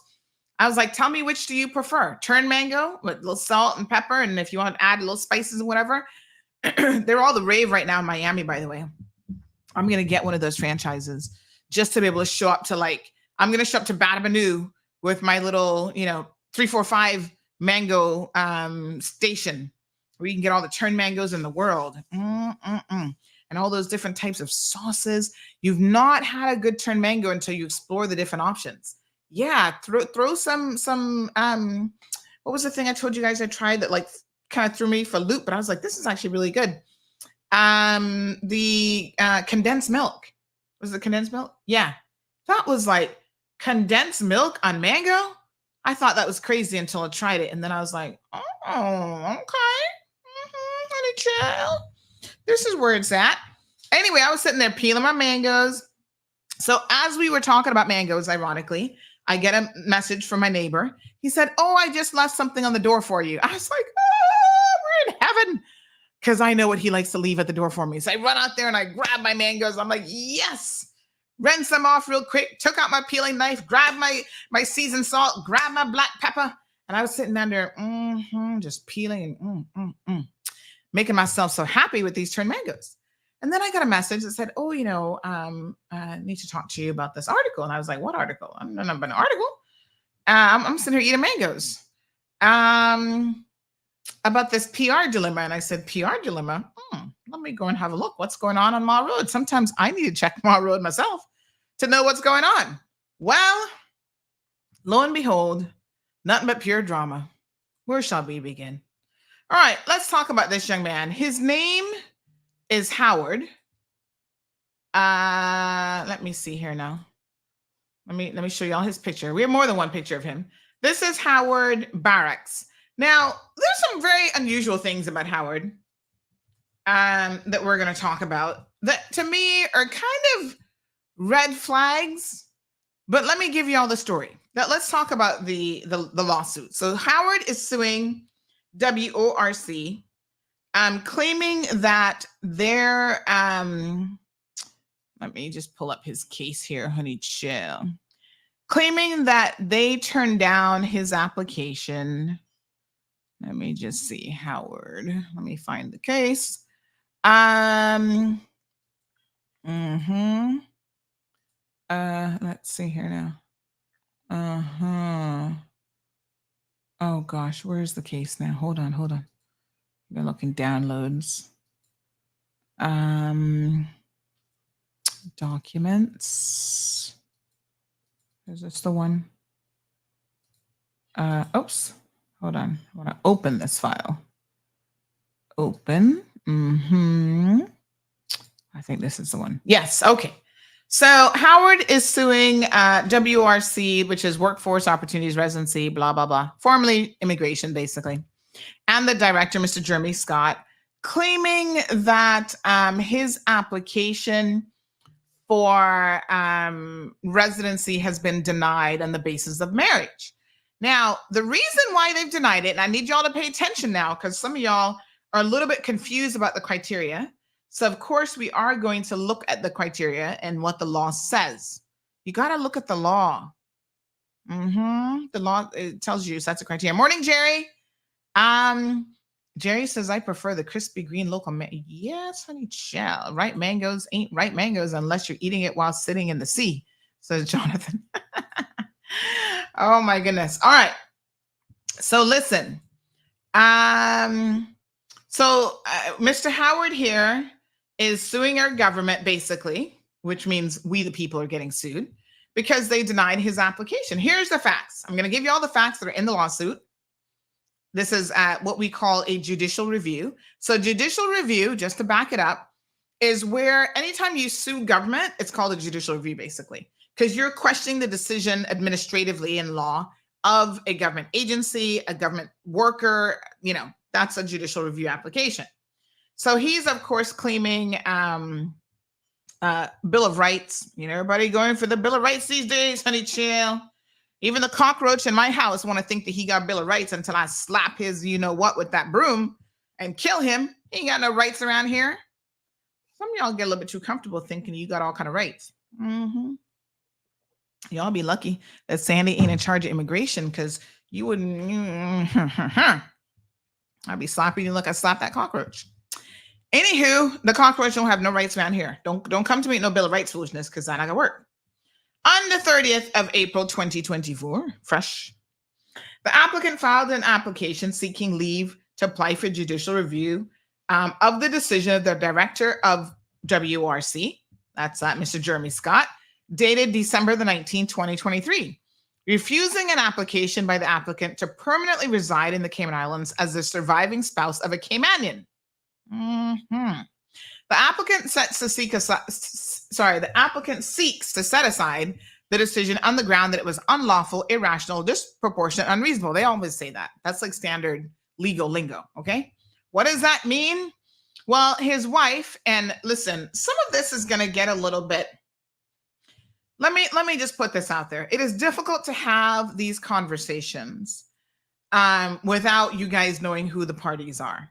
So you're going to know who the wife is. She has passed away. Her condolences to her family. I didn't know her particularly well. We were and still are Facebook friends. And, I did know that she had suffered from cancer for basically half of her life. She had cancer 3 different times. Real fighter, really, really struggled. And it's so sad that even in death, this poor woman can't even just relax. And you know what I'm saying? Rest in peace. All this foolishness around her memory. He should be ashamed of himself. But then again, some people ain't got no shame. So they were married June of 2021. And she passed away April of 2023. She's Caymanian. He's from Jamaica. So let me show you Mr. Howard. Hold on here, child. Get a glimpse at what he looks like here. And I'm going to tell you something about him that is actually very, very interesting. I found it a little bit, it piqued my interest. Let me put it that way.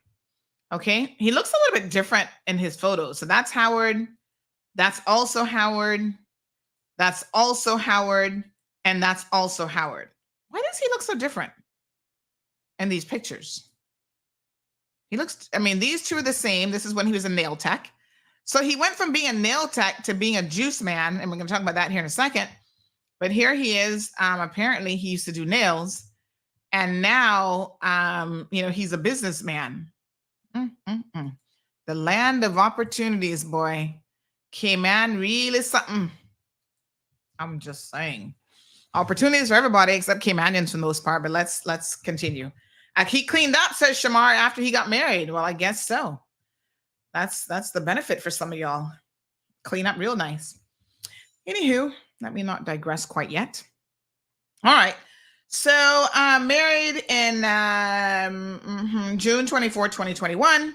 The wife passed away in April 2023. So there is in the law a requirement that when you apply for permanent residency, you have to be the marriage. Now listen, carefully listen, the marriage has subsisted for normally 7 years is the requirement. So what he did was in July of 2023, he submitted an application on the grounds that the marriage had subsisted for less than 7 years, and he was a surviving spouse of a Caymanian. Now, remember we talked about this before. When it's less than 7 years, there's really a lot that you have to prove, like child of the marriage, like all these additional things are required for you to be able to get this lifetime benefit of basically getting permanent residency and eventually the right to become a Caymanian off of a deceased spouse. Remember the case we talked about? It was that lady who her and that husband got married like 10, 11 days beforehand. There's a big difference between the two cases. I know a lot of you like, Sandy, well, Jeremy gave it to him in that case. I don't agree with his decision in that case. I want to be very, very clear. But I can understand from a legal and logical position what he may have been thinking. And I can also see the distinction in the facts of that case versus this case. And there's a big distinction. Here's the biggest one of all. In this particular case, the spouse did not support the application even before she died. We're going to get into the details. In that other case, the spouse was the one who was pushing to quick time get married before she died because she knew her death was imminent, to quick time put in his application. And so it was the spouse, the Caymanian spouse, who was the driving force behind allowing him to stay here. People say in that case, he was by all accounts there for her. I don't know what happens behind closed doors. I don't know exactly what that means. I can't tell you if they ever consummated the marriage because of her illness, if they were ever, I can't tell you any of those things. But what I can tell you is her and her family, even her Jamaican ex-husband, all very, very supportive of this man getting this benefit. See, in my eyes, it's still a marriage of convenience. It's just that the Caymanian spouse was part of accepting that it was a marriage of convenience to be able to allow him to stay here. So on that basis alone, I don't think that he should have gotten it. But, obviously I don't run immigration. So it is what it is. This case is very different. And we're going to look at some of the differences here. So he says that the decision was made without first providing him with an opportunity to rebut the matters referred to by the director as informing the decision. He also praised in aid of his application, Section 13 of the Constitution, regarding the process for orders for the removal of persons from the island. And he goes on, the application was for leave was first placed before the court back in May. It's apparent to the court that the pre-action protocol has not been complied with. An extension was sought. So in other words, they did the application initially, didn't get it right before the court, got an extension, and here we are now. They're being allowed to put forth their judicial review application. So the decision against which leave to apply for judicial review sought was made on December the 23rd, where the Grand Court mandated as follows. There's a time of 3 months from the time of the decision that you now need to submit your judicial review application. So it says here that he set out in his affidavit at paragraph 46. Can't believe he had so many points in his affidavit. Good Lord.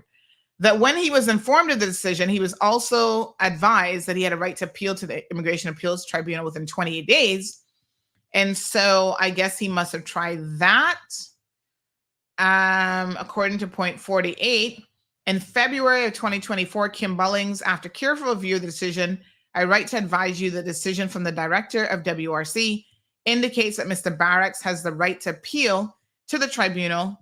Blah, blah, blah, blah. It clarifies that the tribunal's jurisdiction to hear appeals from decisions of the director or his designate is limited to decisions made under sections of the act specified in section 21. So in other words, they were like, this is outside of her remit because that section is a different section, all this legal stuff. All right. So he missed the initial 3-month mark to challenge the decision through the court by way of judicial review. And then they allowed him to do it. Right. So they say here at point number 13, the court was minded to deny the application for leave to apply for judicial review. In light of the nature of the application, the court invited counsel to specifically address the issue of delay. Because listen, the court gives you dates. You have 7 days to do this, 14 days to do this, and they're not very gracious a lot of times, except in exceptional circumstances. They're not going to be gracious about giving you any extensions beyond that. However, in this case, they have, after hearing from it, let me see here.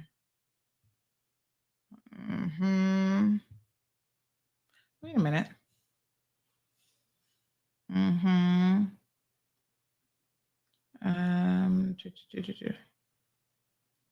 Okay, so she goes into all of her reasoning at page 6, blah, blah, blah, blah, blah. Normally, you just get to the bottom, the final decision, and the court makes the following orders. Application for leave is granted. So she went through why she wasn't going to grant it initially, and then why, blah, blah, blah, blah, blah, blah, blah. Now, there is something interesting with this guy here, and I think the court needs to clarify something for me. His name is spelled differently throughout this application.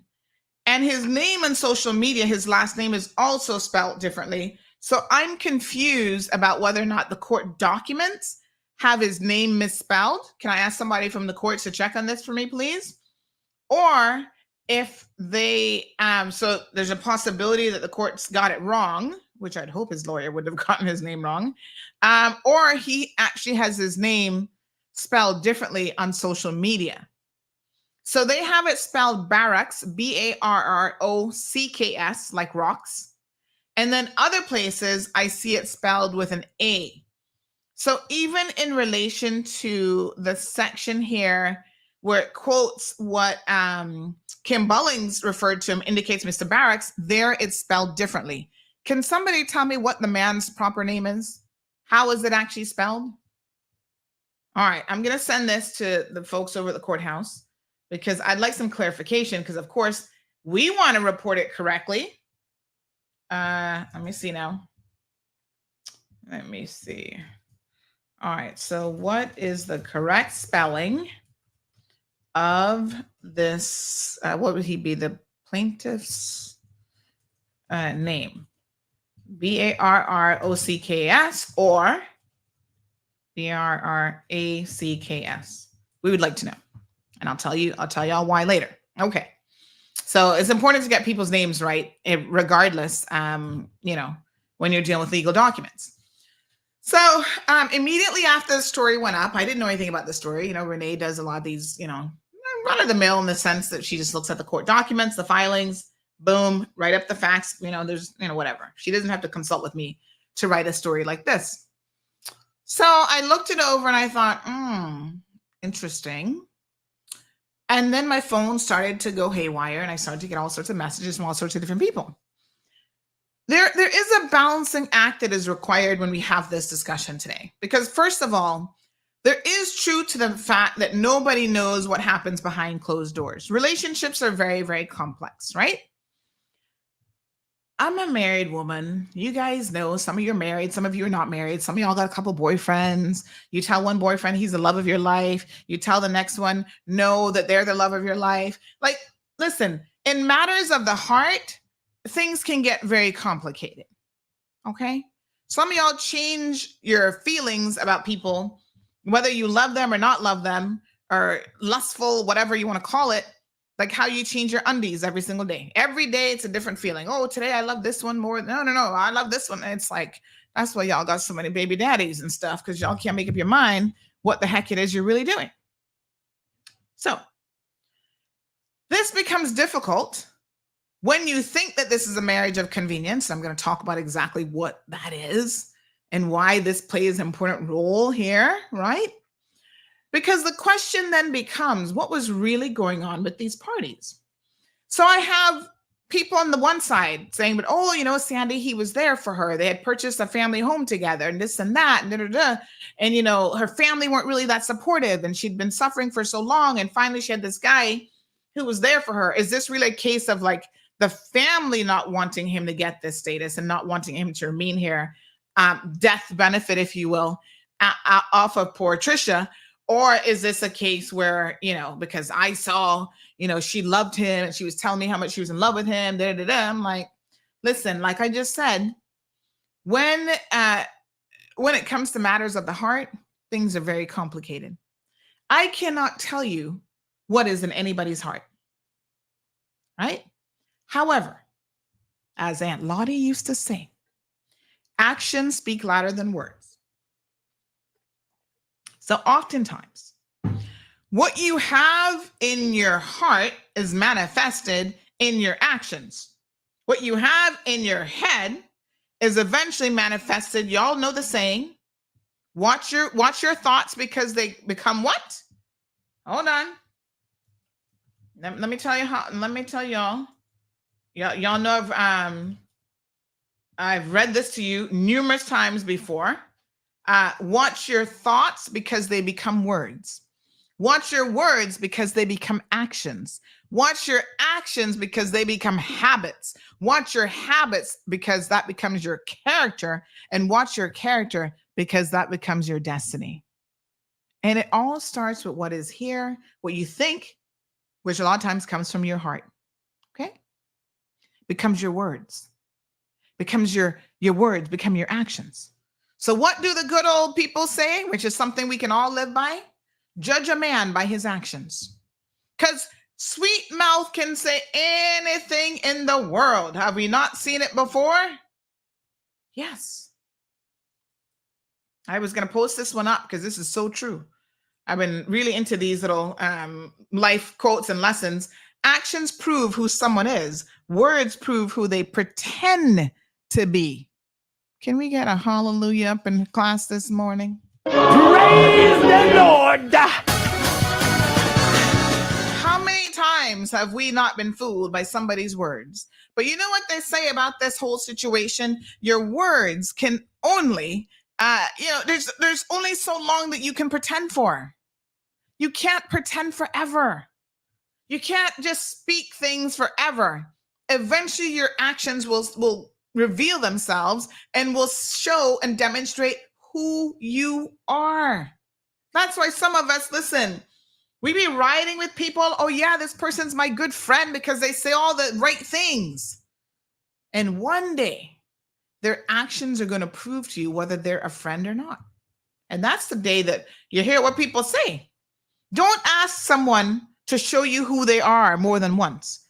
Because in that moment, and sometimes it can be just a little glimpse, they demonstrate and they prove to you who they are. You better pay close attention and you better wise up. So guess what? I think of the little that I know about this situation. Again, I'm not an expert on their relationship. That this man demonstrated at some point to Trisha who he was before she died. And she said, not today, Bobo. Not today. Okay, let's talk about it.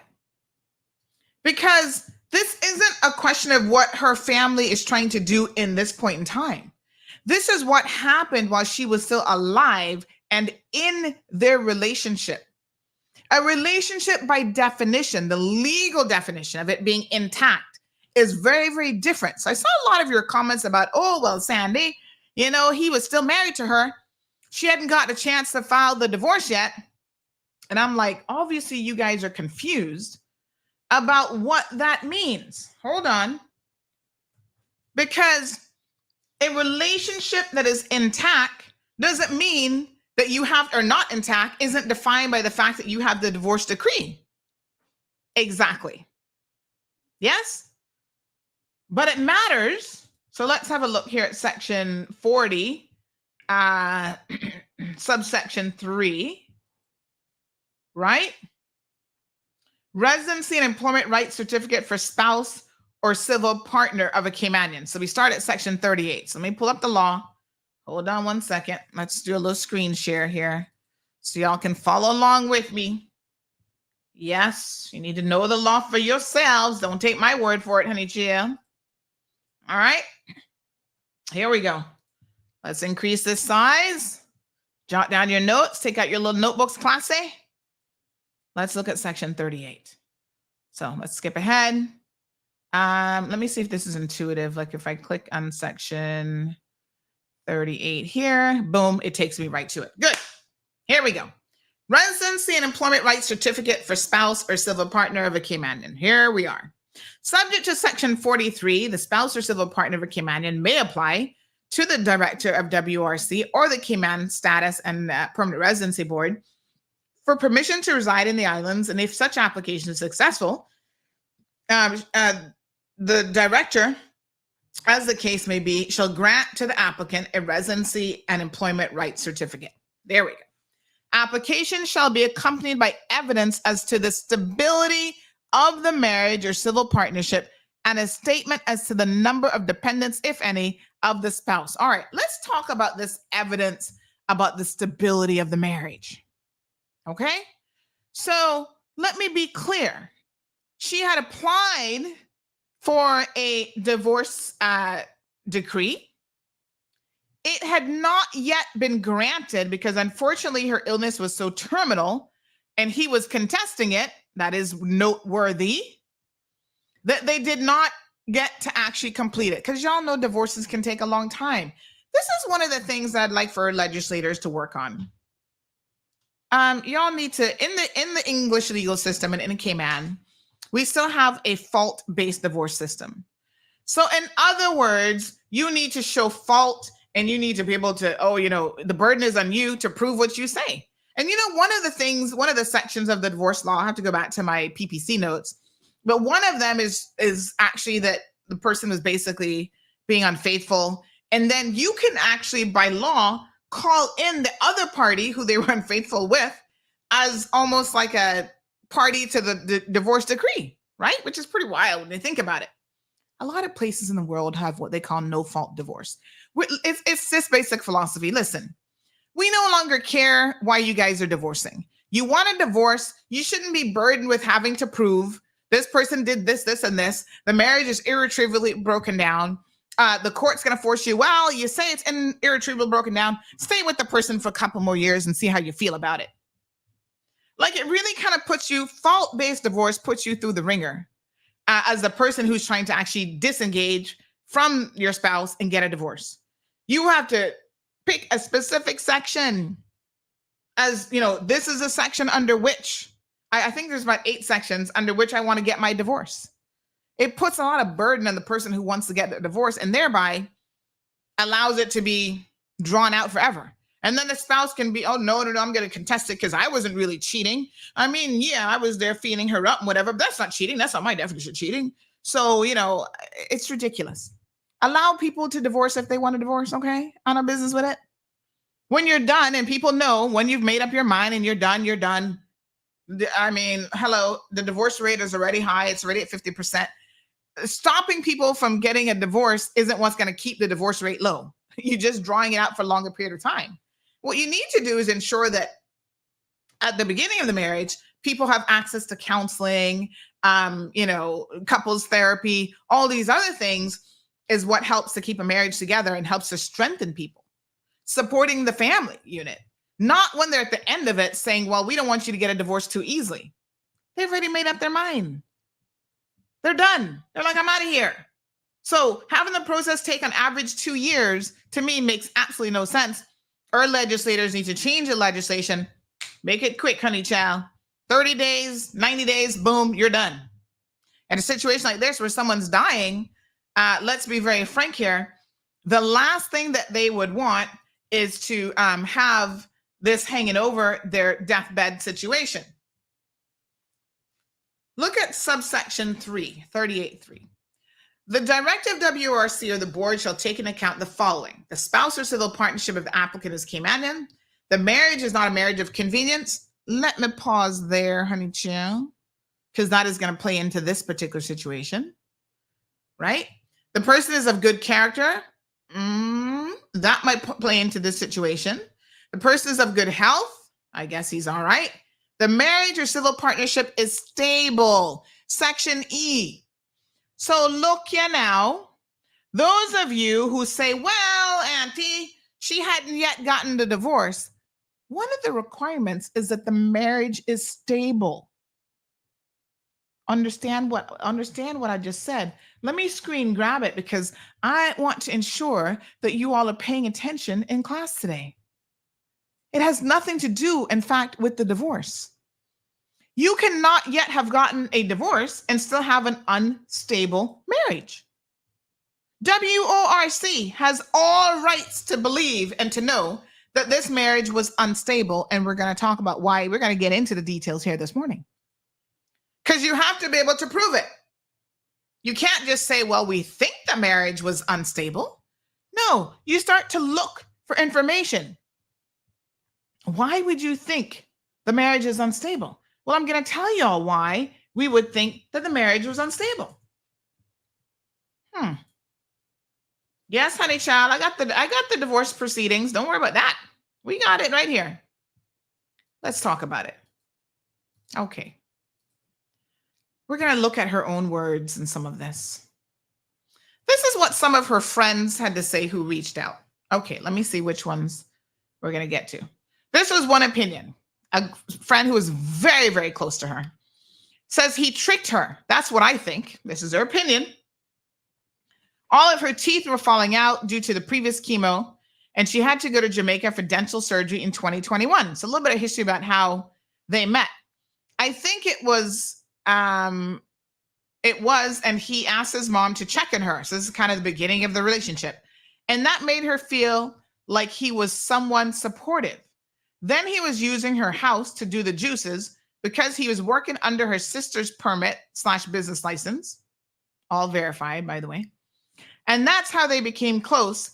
And through him being at her house, often it became a relationship.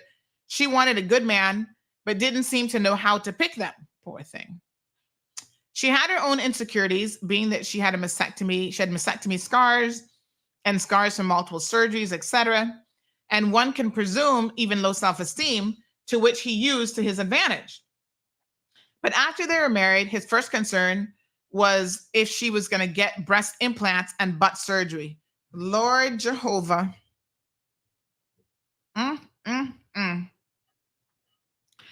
Well, this person is very close to her, my apologies. And so this was information that she would have been sharing. Now, listen, I don't know how this works, but when you find someone who is ill, has had multiple cancer incidents, right? And they're dealing with all this stuff, all these cosmetic things, getting breast implants and butt implants and whatever. Listen, the butt ain't got nothing to do with her surgery. A lot of women choose not to get reconstructive surgery on the breast. That is their choice. And no man in their right mind should be pressuring any woman. If you care for her, you got to get past the physical, because yes, there are physical scars that come when you've had a mastectomy and these other surgeries, right? And you have to, she's lost her hair. She's losing her teeth. That's the impact of chemo. You talking about butt surgery and breast implants, dude, you are as superficial as they come, if that is a true statement. Okay? We're going to come back to this one here in a second. All right. He also was physically abusive, at least on one occasion. Now, I can't fathom someone who's ill and going through the sickness itself, having a spouse who would dare lay a finger on you. My God, Jesus, please come down today. Because I can tell you what, I might not have the strength to tap you and box you back, because, you're weak in state and stuff like that. But I got to find some kind of special something to put in your juice to send you a very clear message that you never would put your hands on me again. At the time of her death, he was not living in the matrimonial home. Okay? That's important. These are the elements that the WORC would have to take into consideration. This was not a marriage. Go back to the law that one would consider to be stable. A stable marriage is not one when you kick the man out of the house. She already had filed for divorce. That is not a stable message. You see what that last statement there says on the screen? I'm going to let y'all read that for yourselves, because we can't use profanity while we're on Bobo before 10:30. Basically says the expletive boy is evil. Honey child. But it is one thing to have somebody say he's a crooked, another expletive. All right. It's one thing to hear how people are describing this man, right? They know the story. This is what their relationship was like. It is a whole other cup of tea to see it in Trisha's own words. That, honey child, is an eye-opener. My apologies for the zooming in of the camera. There we go. I keep forgetting these hand movements. All right. So the divorce decree, let me show y'all what that looks like now, honey child. Hold on. She had filed for divorce. Yep. And where's my little divorce decree here? Let me open it up. So she filed for divorce. I'm just saying.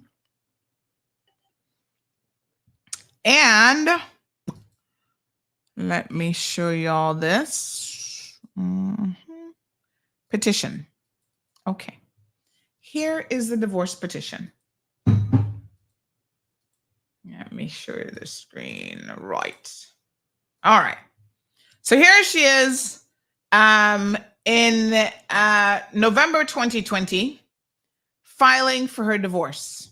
Now, she has his name spelled with an O, so I think maybe somebody at the court office, but then he spells it with an A. Now, unless he's trying to hide all these social media accounts, which we're going to get to in a second, why would that? I'm a little bit confused. Anyway, poor Miss Trisha talks about, okay, they got married June of 2021.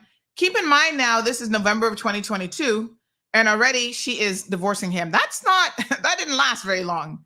Let me just put it that way. Yes? Didn't last long at all. Okay? In February of that year, I'm aware that they purchased a little house together. And so it says that, they were living and cohabiting in Orange Drive, Georgetown. The jurisdiction, they have no children of the marriage. There's no proceedings pending in this court. So this is standard lingo now for marriage petitions. She says particulars of unreasonable behavior. So the grounds on which she applied was unreasonable behavior. Like I said, in this jurisdiction, you gotta pick a ground. You can't say just irreconcilable differences or, I'm done. You got to tell them not only the grounds within the 8 that are available in the law, but you also, on top of that, have to specify what exactly the unreasonable behavior is. So she says the parties have ceased communicating effectively and their sense of being husband and wife has gone from relationship. And the parties have discontinued all marital relations. Okay. Respondent has shown that he no longer cares for the petitioner, which has caused additional stress on the petitioner. Oh God, that breaks my heart. I mean, here she is going through this ongoing battle with cancer. And she now is saying he no longer cares for her. Oh my goodness. And that's adding stress to her life. I can believe it. Because relationship stress can be next level, y'all. Don't mess with that, honey child. Get out. Run to the hills, I say. Poor thing. So she says, yes, this man was stressing me out. It's obvious that he doesn't care. Listen, if it went sour that quickly, I'm going to go out on a limb here and say that Trisha realized that this was a marriage of convenience for him from day one. That's what this was. Yep, from day one. He's left the matrimonial home. Let's go back to the law. Does that sound like this relationship is stable?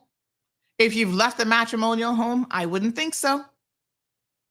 Due to ongoing interpersonal and communication tensions in the relationship, the parties have sought to discuss and resolve their differences. However, the petitioner is of the view that the marriage has broken down as a result of the fundamental irreconcilable differences between the parties. The marriage has irretrievably broken down and there is no prospect of reconciliation. Then she talks about here, they've entered into lease to own agreement to purchase this property, this 4-bedroom, 3-bathroom house. Now, it is interesting in that that's the only property that they have. And it's also something that is worthy of note, because if he is allowed to remain in the Cayman Islands, whatever this lease to own arrangement is, presumably because she is no longer alive, he is then able to continue to, if he can continue to make the payments, of course, he's able to continue to reside there and to maintain and to have that house. So in other words, pay attention, honey child, to what I'm telling you is he went from, look, this being a nail tech, I'm pretty sure not a pot to piss in, to all of a sudden having a 4-bedroom, 3-bathroom house in Bodden town. Y'all following me? I don't think I need to break it down too much about the obvious benefits to him if he's allowed to have PR and be able to stay in this country. Okay. He was a nail tech. Now he's a business owner and has a 4-bedroom, 3-bathroom house, probably worth hundreds of thousands of dollars in Bodden town. As long as he can continue the payments, one day it could very well be his outright. All right. Somebody said he'd get her pension, etc., because he's the spouse.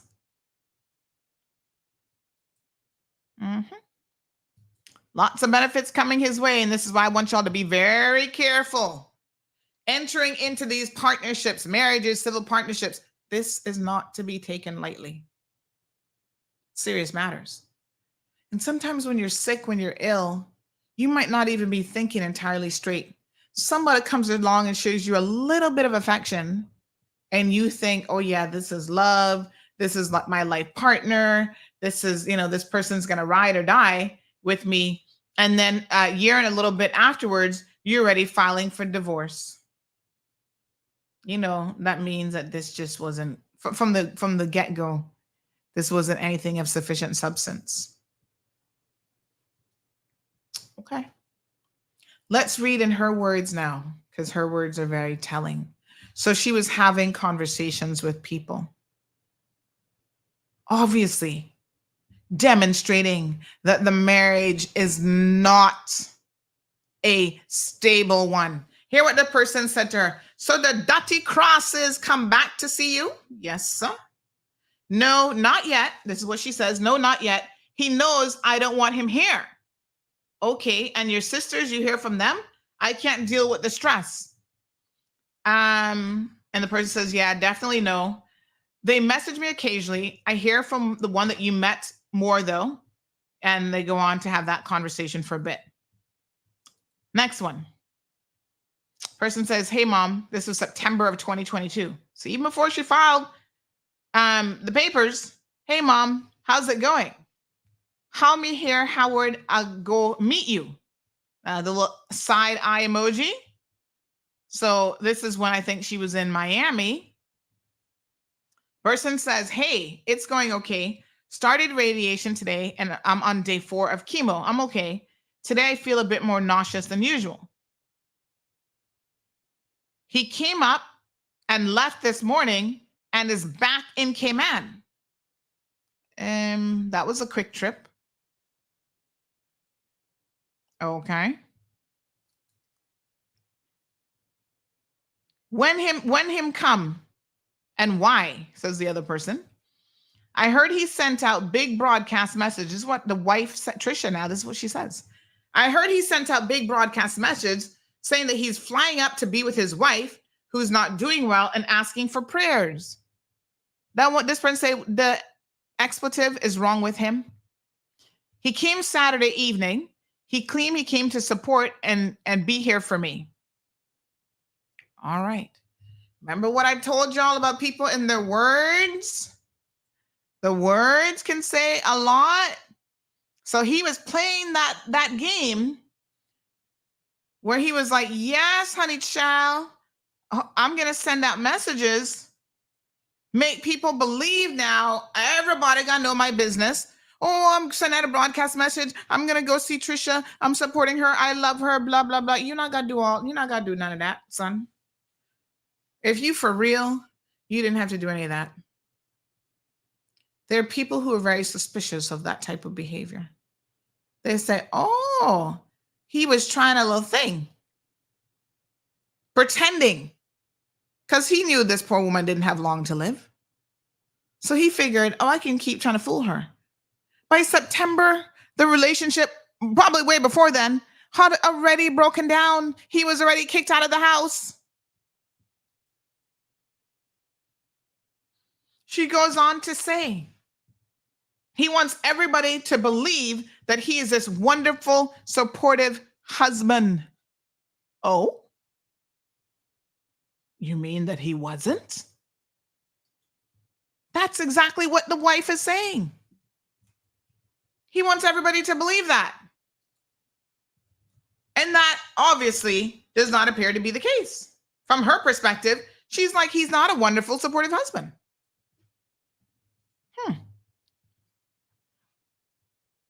Okay. It's a sustained conversation because then you see this is October now. Yeah. She goes on to say in another conversation, he expected me to act like we are together, and he can't understand that I am in excruciating pain and not into no affectionate behavior. And he gets vexed and says, everything is about you. Lord Jesus, can you please come over, Yesto? Someone who is dying and having, terminal cancer and on treatment, you gonna say to them, everything is about you? Man, he would have had testicular cancer because my foot would have reached his testicles. I would have kicked him in the nuts when he said that. I'm gonna be honest with you. What kind of man says that? What kind of selfish? Listen, what? Everything is about you? Your wife is sick with cancer? Then she goes on. He says, everything is about you, ... not me, you. And I was like, damn straight, I'm the one in pain, admitted to the hospital, undergoing chemo, and fighting for my life. Damn straight, it's about me right now. My God, you met the woman in this condition. And then you gonna talk about, I guess he wanted to get physical with her. And she was like, yeah, I'm dealing with chemo right now. You got to keep your nuts in your pants. Not about that life. And he talking about it's everything is always about you. Say what? This dude, let me tell you something. When I read that bit right there, I said to myself, you see, this is why we don't need certain people in Cayman. Y'all try to be dismissive of these marriages of convenience. Oh, well, Sandy, she look like she against marriages of convenience. Of course I'm against marriages of convenience. Are y'all crazy? Yes, because they attract certain individuals. A person, keep this in mind, a person who can obtain status on their own don't need you for no marriage of convenience. Marriages of convenience tend to attract undesirable individuals. That's the only way that they can get to stay here. So in other words, they don't have no businesses. They can't purchase land to get any PR points. They don't have anything much to offer. They're here as leeches in our communities, in our society. And y'all talking about why am I against that type of situation? Y'all crazy? I would be crazy if I wasn't. We have got to eradicate these types of situations. Sometimes the Caymanians are willing participants. In this case, whatever happened, I don't care how it started out, he must have been doing her nails and then she had to go to Jamaica for surgery and, the mom was nice to her. Listen, a lot of these people, they play the game.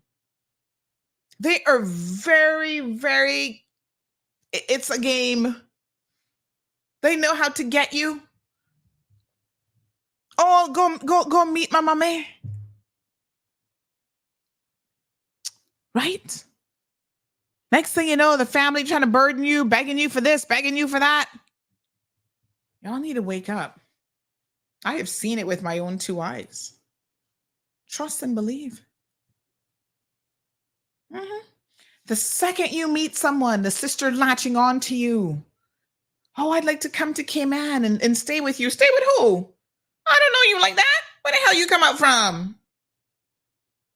There are telltale signs, and Caymanians need to wake up. There are people who are just looking for a step up in life. They're looking to use you. They see you as that, oh, you got a little job in Cayman, you're a Caymanian, so they can get status. They can start to bring the whole family. They got children. They got all these people who are going to benefit off of their position of having PR in this country. Good morning, caller. Hello? Uh-oh. What's going on with the phone lines today? Hello? Caller, I can't hear you. Can you try calling back? I mean, we heard it ring, right? I don't know what's going on. All right, try calling us back. Something weird. Maybe I'll try calling you. I don't know what's going on. Is Flo having issues with the phones? Does anybody know? Al Ray, where are you? Tell me what's going on. Let me try calling them. Maybe I can call them. Hello, caller? Hi, speak up a little bit for me. Okay, hold on. I hear you, but you're coming in very faint. So let me. Hello, caller? Yes. There you go. This phone did update last night, so I'm wondering if something weird's going on with it. Yes. No, you stop blaming it on that poor innocent phone. You knew it was me and you clicked me off. Oh my gosh, that's the second person this morning I couldn't hear. Okay, good morning. We can hear you now. Good morning. Yes. First of all, what a beautiful top you're wearing. Oh my gosh, thank you. I love it. I love it. I love it. Thank you so much. Where you got it from, because I probably can't afford it. But anyway. Oh, it's affordable. But I didn't get in Cayman, but it is affordable. Okay. All righty then. Mm-hmm. First of all, you're notified. I didn't pop up for me this morning. Oh gosh. This time. I had to go searching. And then I came across this story. And I just got to add my 75 cents worth in this. Okay? Mm-hmm.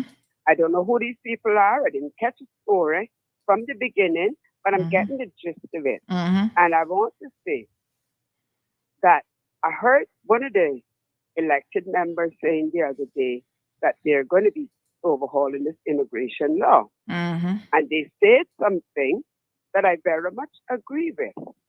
They say, but you Caymanians have to do your part too. You got to stop marrying these people. So this, and I'm not saying this in any way to take anything away from this person, the lady, because I really wouldn't want to be in her shoes. But anyway, just to say, I don't know whether they've divorced yet. I don't know whether this lady has passed away. Yeah, so let me bring you up to speed since you missed that part of the show. She did pass away last year. Before she passed away, she filed for divorce. And she also filed a police report that he had been abusive towards her. Oh, okay. So I guess does she have children? Not with him. But she has children. Yes, she has a child outside. Yeah. Well, that's a good thing. So I guess you'll sort that out.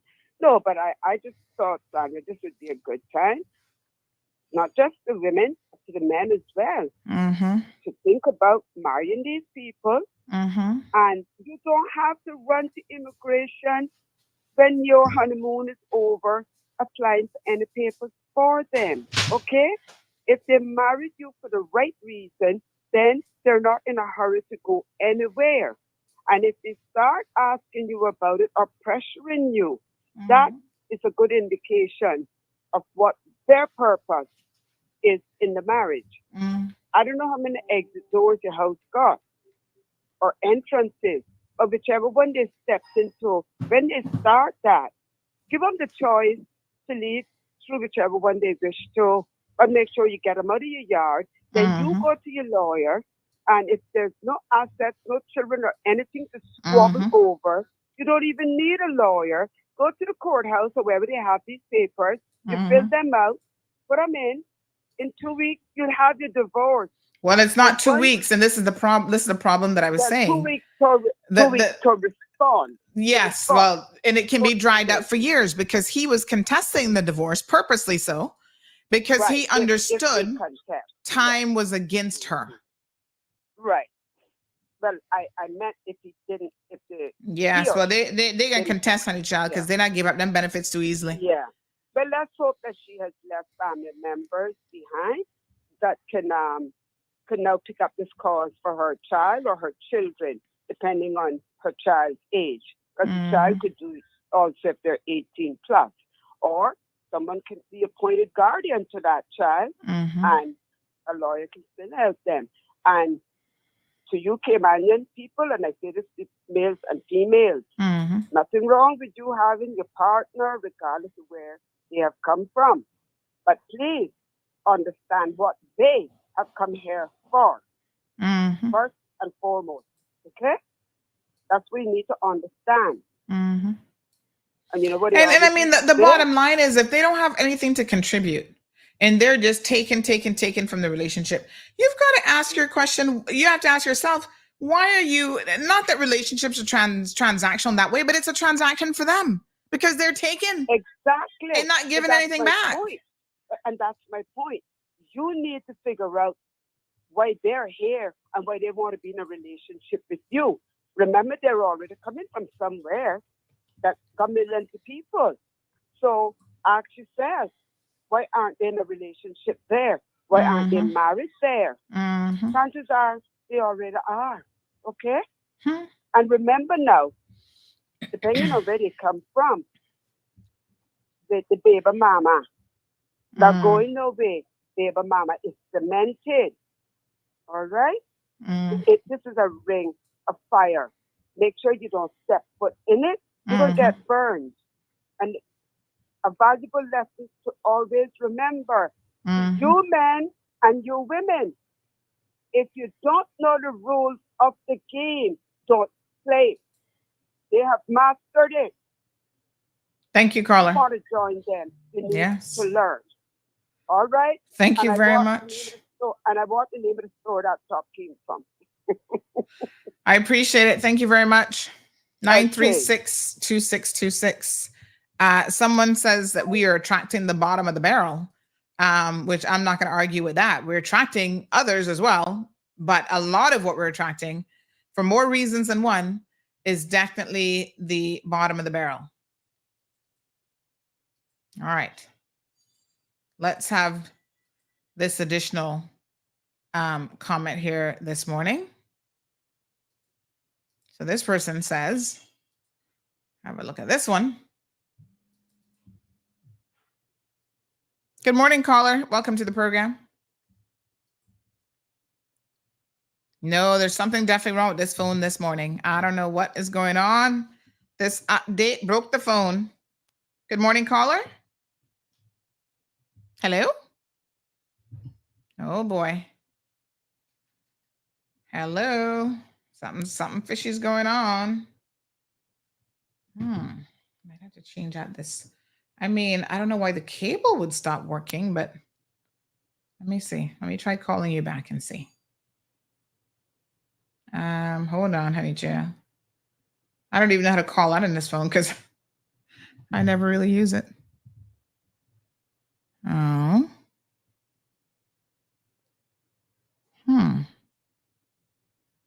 I can't even hear it ringing. I'm calling. I don't hear it ringing. Oh boy. Can somebody over at Samsung tell them that their latest update broke my phone? Hello? Hello? Anybody there? Can I roll back the update? I don't know if I can undo an update. Hold on. Let me put them on speakerphone. Does speakerphone work?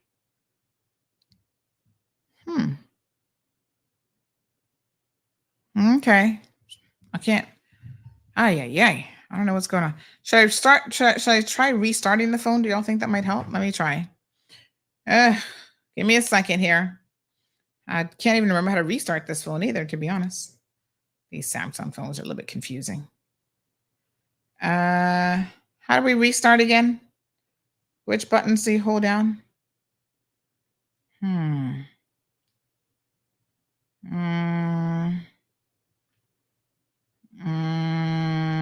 Oh, Lord. I don't even know how to restart. Okay. Settings. Oh, boy.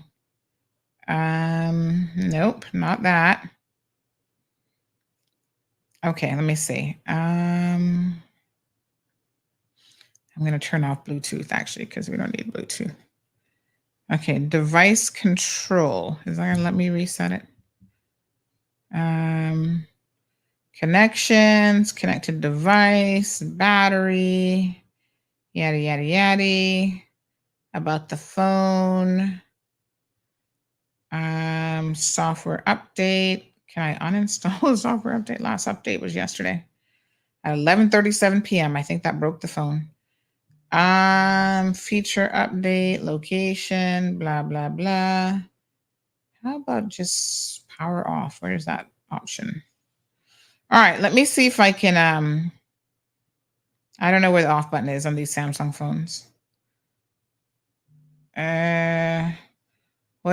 Hold on. This person says volume and button below volume at the same time. So volume up or down, does it matter?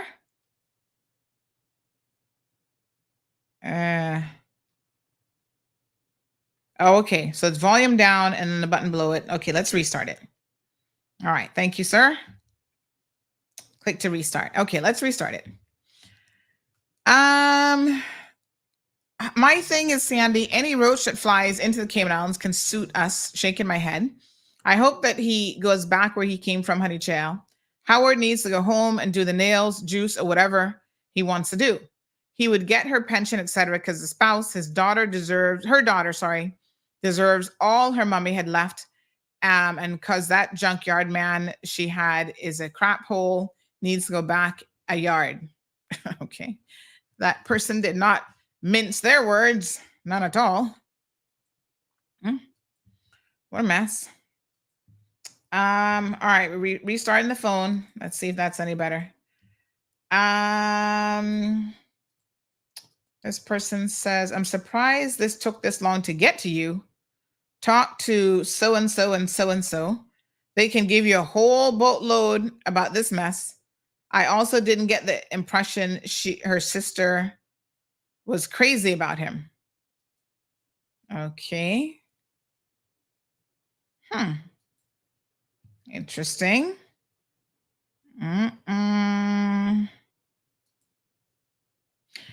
Fire bun to the spouse. He needs to go home. He didn't meet the basic threshold and they don't have any kids together.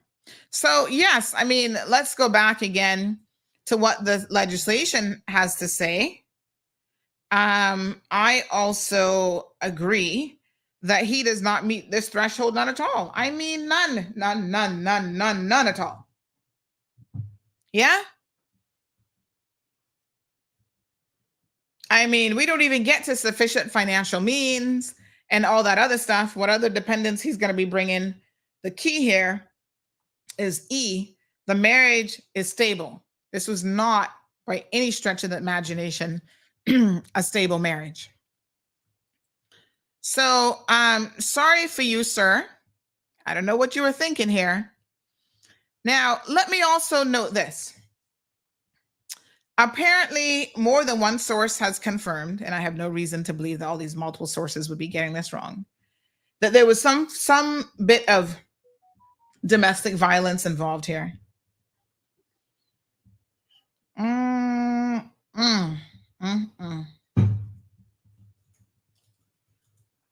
Wow. To me, this is the most egregious of things that could potentially happen. I don't know, again, what man in his right mind would hit her, but she did contact the police. A police report was filed. I don't have the date of that, But multiple sources have confirmed that there was some element. Listen, you put your hand on me once in a relationship, we're done. There is no explanation for it. There's no excuse for it. There's no reason that you can give me that you're going to be staying in my house. Now, I don't know if this was the reason why he got kicked out of the matrimonial home or not, but he was kicked out of the matrimonial home. Let's go back to the messages. The person says, he that walk crosses, narcissist. She responds and says, he lucky. We catch up twice when he was here, and I tell him I'm not dealing with the stress and ignorance.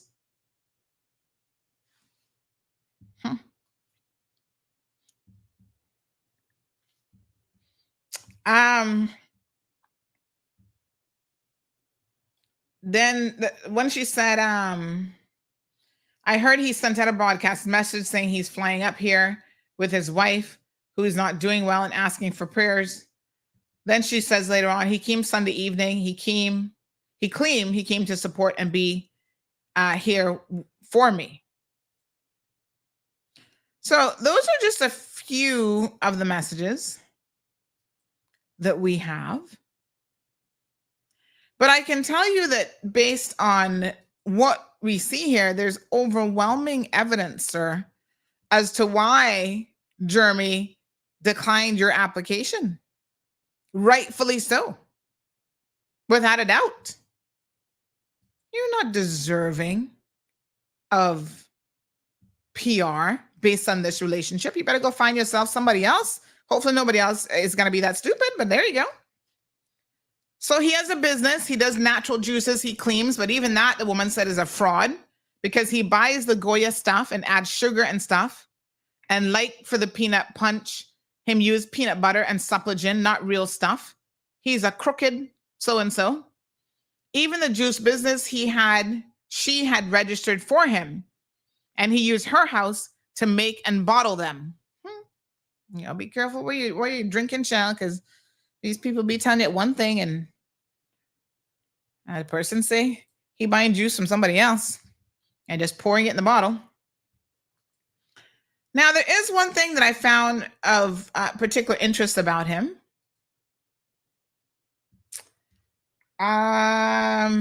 Again, this person, as well as numerous people, said how he hit her, and she had filed a police report on the grounds of that. Now, let me show y'all something here, because there is something about him that is very, very suspicious. Somebody answer me this riddle. Why does the man have so many social media accounts? We found at least 4. Why? It's very, very unusual for someone to have so many social media accounts. That normally means that they're up to something that's not quite right.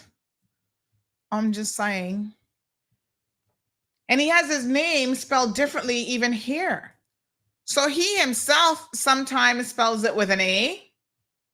Other times he spells it with a C. Does that mean he doesn't even know how to spell his own name? I mean, which is it? What a hot mess. Do you think that if we look at any of these things here, that we would see that he is a married man? You know, where you can update your little information? I mean, not a 1. Suspicious. Just adds a different element to the situation. That's all I'm saying. Anyway, what do y'all think? 936-2626. Let's see if the restart helped with the phones. Let me see if I can call this person back. Oh, there we go. I can hear somebody now. Take that. When in doubt, restart. Hello. Hi, good morning. I can hear you now, honey chair. Hi, good morning. Good morning. How are you? I'm doing just fine. I'm so sorry to hear of the conversation this morning. It is very heartbroken. Yes. And heartbroken beyond. It is so sad. Very sad. Very sad. Yeah, and I do believe the Caymanians as a whole, particularly we women, need to open up. We need to speak out. We need to stand up. But I do admire her for her courage. Yes. For the stand that she took through her illnesses. And that's what I will say at this moment. Thank you, my And hopefully I don't have to say anything more. But I do admire her courage. But I will encourage her family to stand behind her. Yes. Well, I think that and you know, she spoke volumes before her death. But this is what I know. But she needs volumes behind her now. In a certain aspect, she does still need those same volumes to speak out. Because don't you worry, the majority of those people know how to slide under the carpet. They know how to do that well.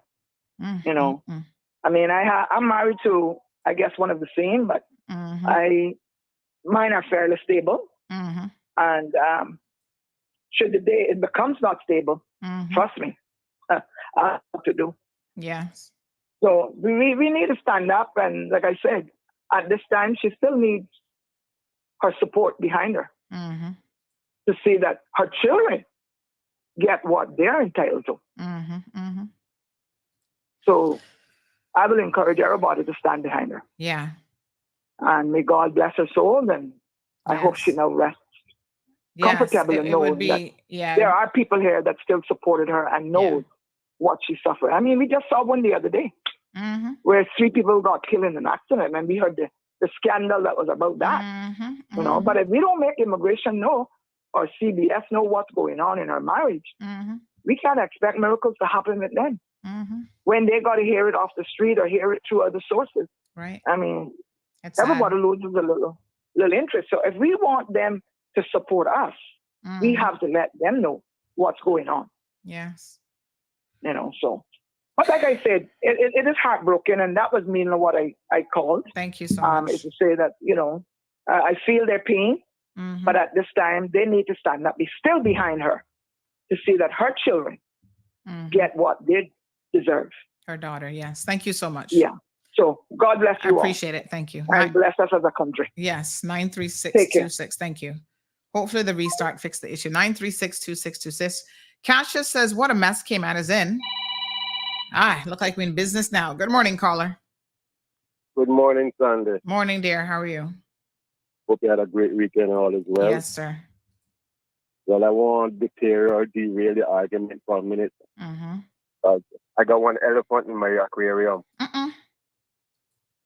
All right. Over the weekend, I saw on your CMR, I don't know if it's you posted or whoever posted, but it's an actual fact. Okay. When are we going to stop letting people come in here and doing what they feel like without nothing taking place to say reprimand them?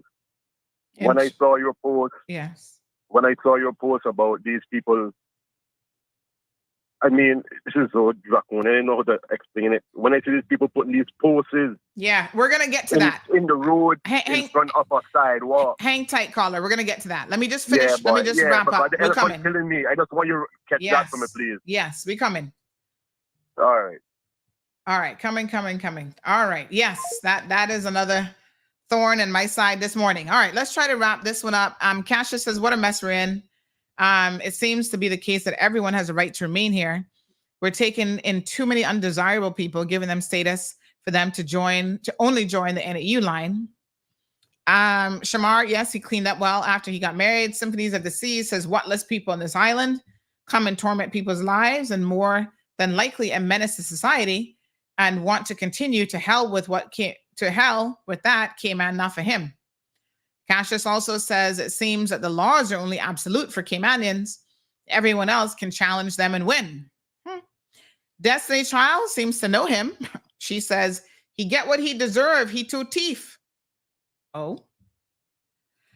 Magdalene says you should let WRC know that with evidence.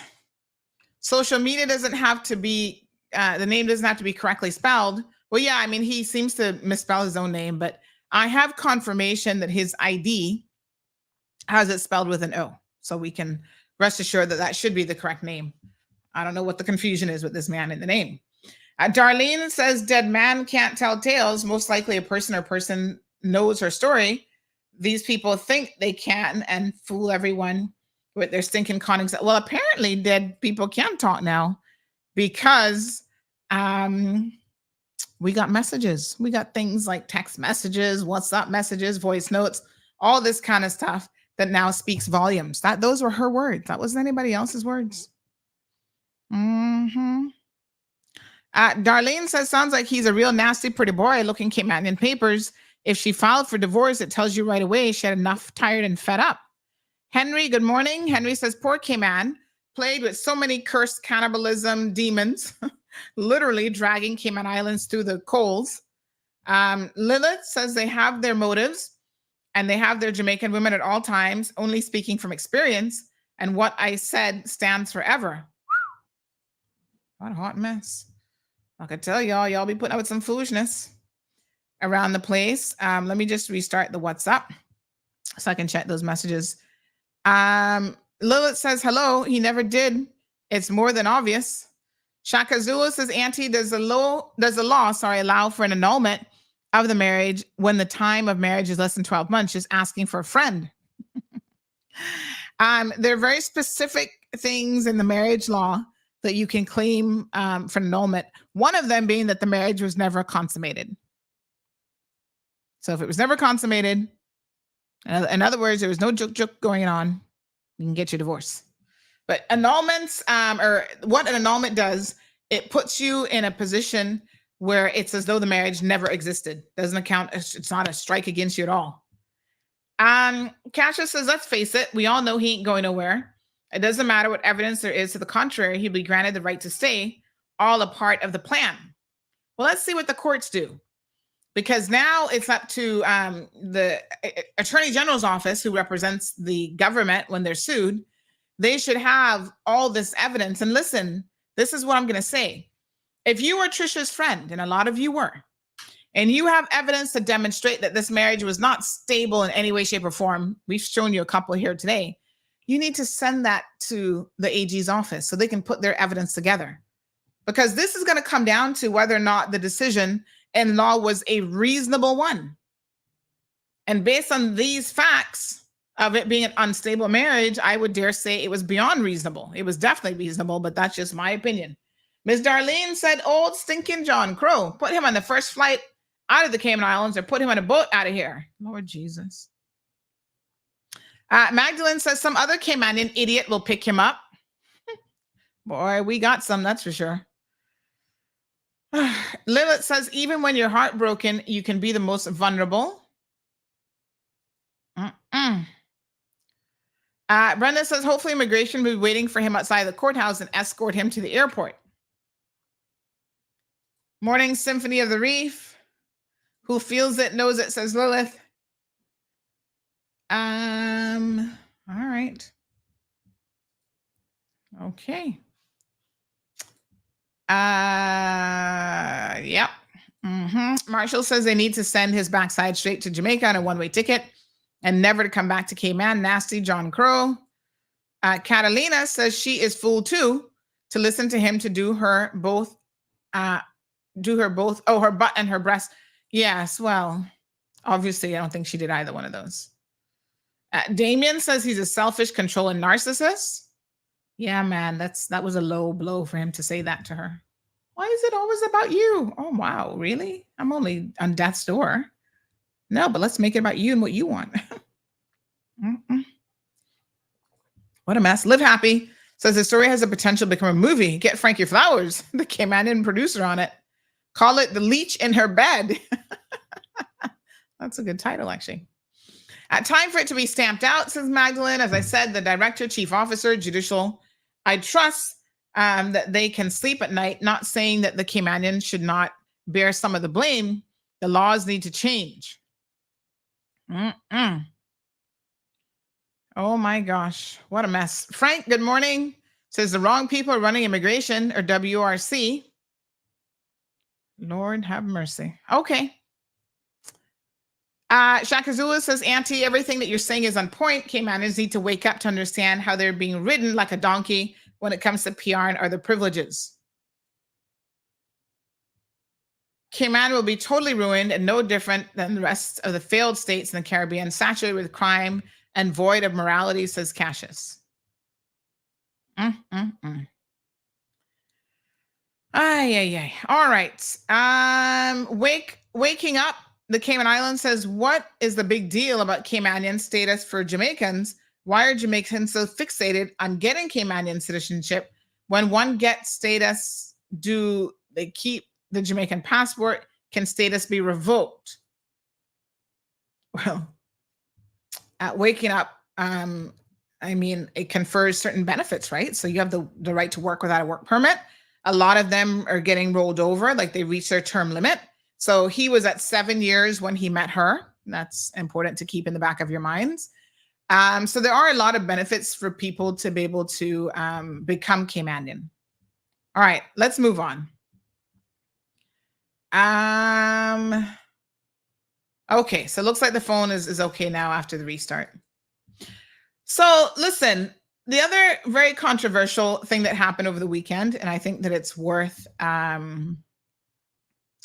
talking about here, and then we're going to talk about those things as well, that the last caller just brought up. There's a video that was in circulation of an influencer out of the States getting, she was talking about the fact that she got her honeymoon, her bachelorette party paid for. So let me share this with you, and then I'm going to explain a little bit of what's going on here. So for those of you who hadn't seen it, here we go.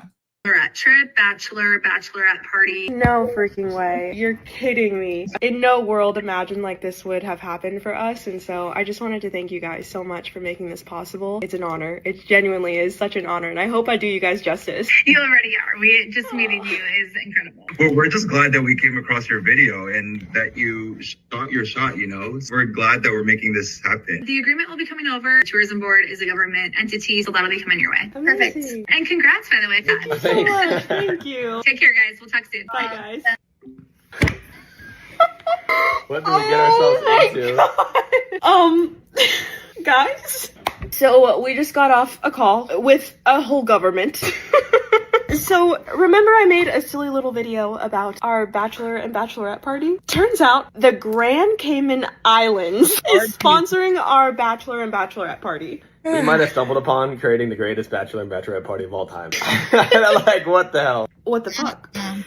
Actually sweating. See you guys in the Cayman Islands? Okay, it's happening, guys. I think this should be your sign to always shoot your shot, because genuinely, you never know what could happen. I think I might have the biggest life update to ever give you guys. I actually think I'm still in disbelief. I just got off the phone with a whole government. I don't even know how to say this. We're in the middle of planning a wedding, bachelorette, and like all the things. Speaking of our bachelorette, I have some news. The Cayman Islands is officially sponsoring our bachelorette party. Guys, now you might be like, Meme, how did this happen? Genuinely, I have no idea. I don't know what real life is anymore. So let me back up a little bit. I guess this is a story time of how everything happened. Buckle up, because this is actually insane. So a few months ago, I posted a silly little TikTok. Like, I'm talking 9 seconds. So my main goal was to get my favorite brands to spoil my girls. I have been lucky enough to experience these once in a lifetime brand trips, and there is nothing that I love more than sharing these experiences with the people that I love. So I wanted to make this trip feel like a dream brand trip. This video was really just me throwing things out into the air. I genuinely was not expecting anything at all, but to my surprise, some brands that I never even allowed myself to dream of working with, they were commenting. Not only that, this video managed to get so much attention that I was literally starting to get packages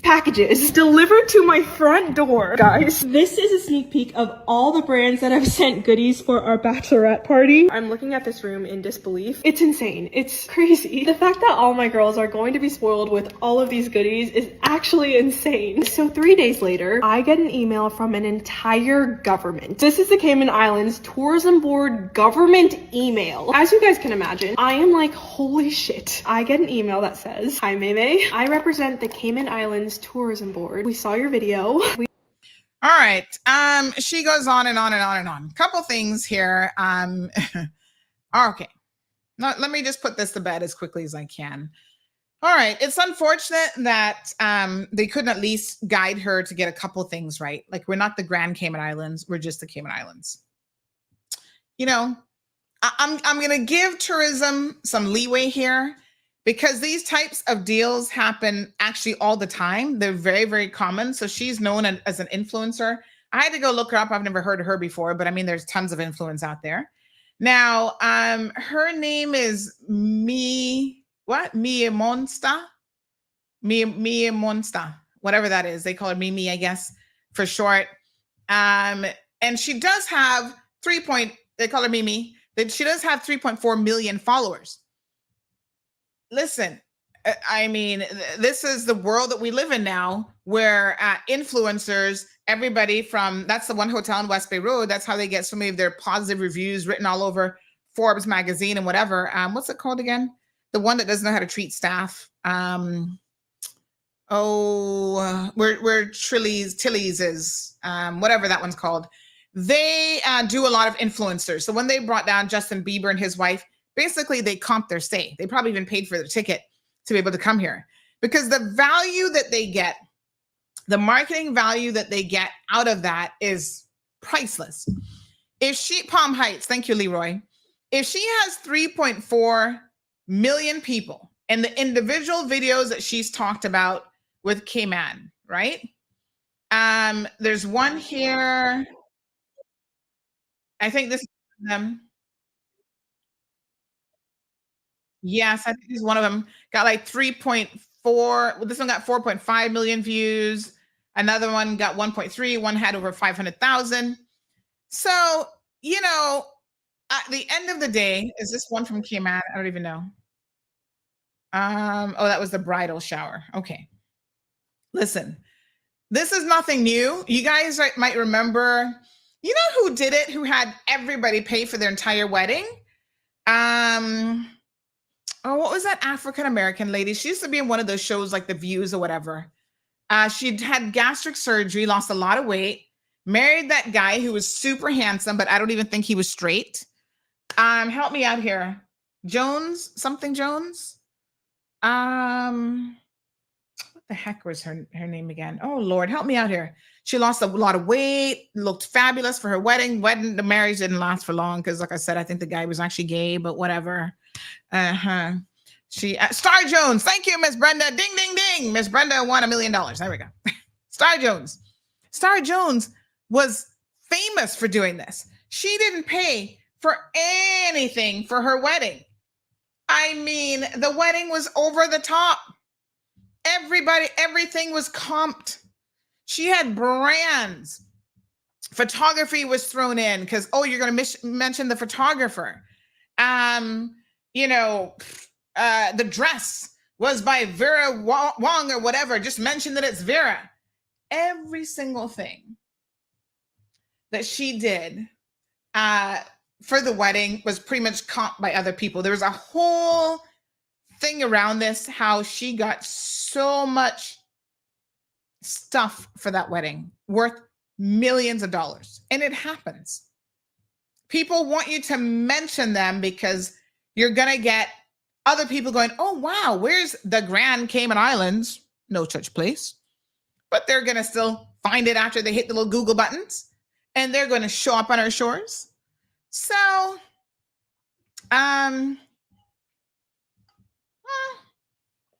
you know, I understand why they did it. None of us have ever heard this influencer, but guess what? All of us over the weekend saw that video because the video started to trend. And that's the whole point of engaging influencers in order to help you promote your brand. Now, in this day and age, where you young folks are living your best TikTok life, your best YouTube life, you guys are all over the place. You're all about that kind of thing. Wouldn't it make sense, in fact, that you would use an influencer? It works. There's no doubt that when they stick up something on Instagram, they stick up something on TikTok, you're like, oh my God, she just had, well, I never thought about having my bachelorette party in the Cayman Islands. Let's do it. These things happen as a matter of regularity, I'm going to say, all the time. There's nothing unusual about it. And there's nothing unusual about organizations, governments, whatever. Now, she's a little bit confused. So when she's like, a whole government contacted me, no, honey child. You know, listen, a lot of influencers are not intellectually bright. I mean, let's just say what it is, right? I don't know what her claim to fame is. I briefly looked at her TikTok. They look like they just do silly stuff, you know, putting on a little bit of makeup and whatever. So she does like, maybe looks like she does makeup tutorials as she talks. Because there's a lot of them doing that, showing her lifestyle, whatever. I mean, whatever. I don't know who the hell she is. And I don't know much about her journey. You know, we see her here with the fiance. Okay, they're getting married. You saw all the packages that she showed in the video. Like, all these people have sent me stuff. That's because all of them are simply looking for her to mention their products in one of her videos. Because then your product can go viral as a result of her reach. They all do it. One of her videos, where she thought she was pregnant, has 5.9 million views. The Kardashians, you're not getting them to post anything on their social media page without handing them a check for $1 million. That is how people actually make their money in this day and age. So there are people who are famous for being an influencer because they simply have enough people who follow them, right?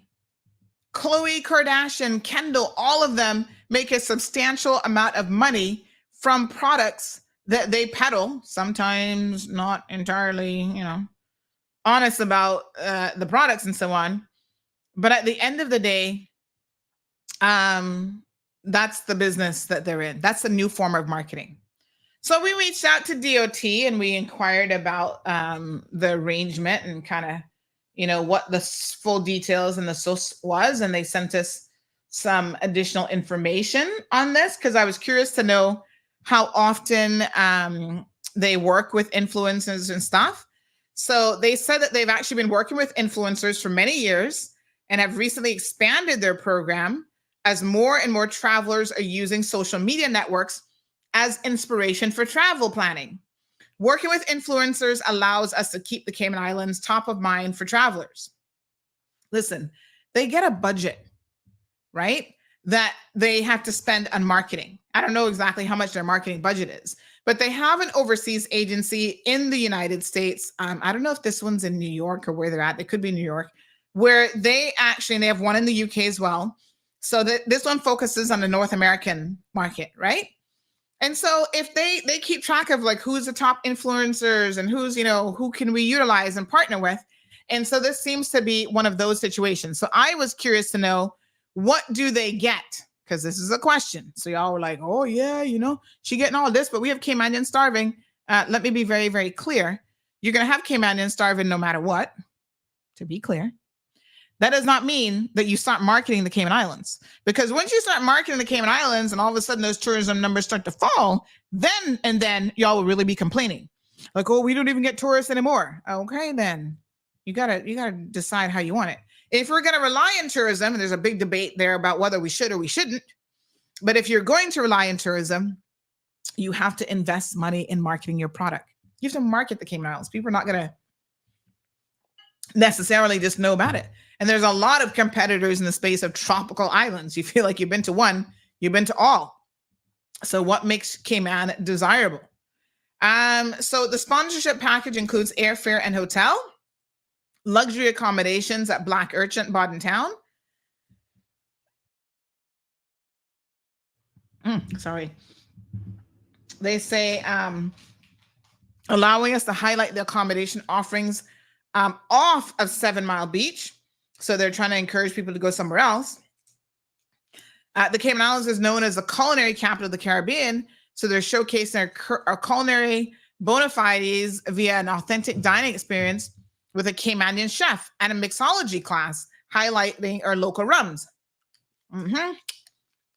They round out the experience with a boat cruise to Stingray City, highlighting some of our more popular destinations. Anywho, that's what it is. All right.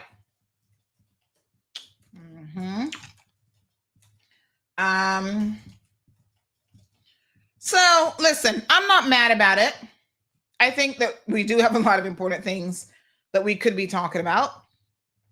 Understanding what this was important because I was a little bit confused. Because when she said a whole government, I was like, what does that mean? Then when I heard the voices, none of those people, on the call, obviously were Caymanians. So I'm like, which government, who's she talking about? At first, I actually thought it was CETA, the Cayman Islands, Tourism Association, that had given her this, package. And then I reached out to them. They're like, nope, ain't got nothing to do with us. We don't know anything about it. It is, I was like, okay. Went back to DOT. She kind of had the names a little bit confused. So when she was for example, the whole government tourism board, I was like, what tourism board is she talking about? Bachelorette party. I was a little bit confused. So they saw her post up wanting to do stuff for her wedding. Sounds like they reached out to her. And, she has now gotten millions of views as a result of this. And like I said, at the end of the day, even people here in Cayman are being impacted by this in the sense that you all saw it. Because, now they're going to say, well, heck, this is actually very impactful because y'all were losing your mind. Look at how many times I received the video. How many times was it circulated? That's how the new social media marketing works. Even me, when I go places, now I'm not got no millions of followers, to be clear. But within the Cayman context, a lot of people might know who I am. I show up to the place. The first thing they want is like, oh my God, Sandy, can we take a selfie? Can you mention us? Can you talk about us? I'm a little bit, let me put it this way. I ain't making no coins off of that. I'm like, really? Y'all better try and pay me some money because that is how you earn money as an influencer. Let me give a big shout out. They didn't ask for it and they're certainly not paying for it. Can I give a big shout out to the Marriott this weekend? Ended up going there for Father's Day brunch. Very last minute. I'll tell you all about the confusion later, but we thought we were going somewhere else for brunch. And we showed up. I'm like, oh, can you accommodate us? They were like, ooh, girl, for you, we'll make a table. I was like, oh, thank you so much. I hadn't been there in years. Fabulous brunch. Y'all need to go, honey child. Very good. Great service. I even saw Sir Alden there. Celebrating Father's Day. All right, let's move on. Miss Joy Sand says, I know some foreigners that loves us. You don't have to stay here to be a thorn in our side if you don't like us. Yeah, Star Jones, that's who I was thinking of. Free marketing, well, it ain't free. We pay for it in the sense that we're sponsoring a trip. So it's a quid pro quo, right? They do something for us. They talk about us in their videos. Listen, she's going to be talking about this in God knows how many of her videos. Oh my God, bachelor party in the Cayman Islands. Oh my God, we had a fabulous time. Yeah. Beach scenes of her and her friends, the girlfriends drinking a little something at the local bars. Listen, we'll get a lot of mileage out of it. I'm sure it is going to be worth the spend. The mileage and her talking and going on and on about it will get people going, oh, well, I need to go to the Cayman Islands too. That's how it works. Garrett says complaining is a national sport. Brenda says, honestly, do we really get tourists here anymore? Yes, we do, by the millions every single year. What a mess. Leroy, we do mainly on business laundering money. No, we don't.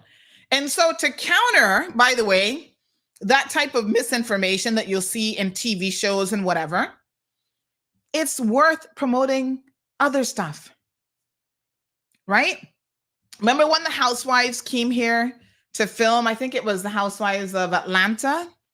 They came to film a show. Even the other day when we had our own little, what's it called? Cayman Paradise, whatever. That type of marketing, you almost can't pay for.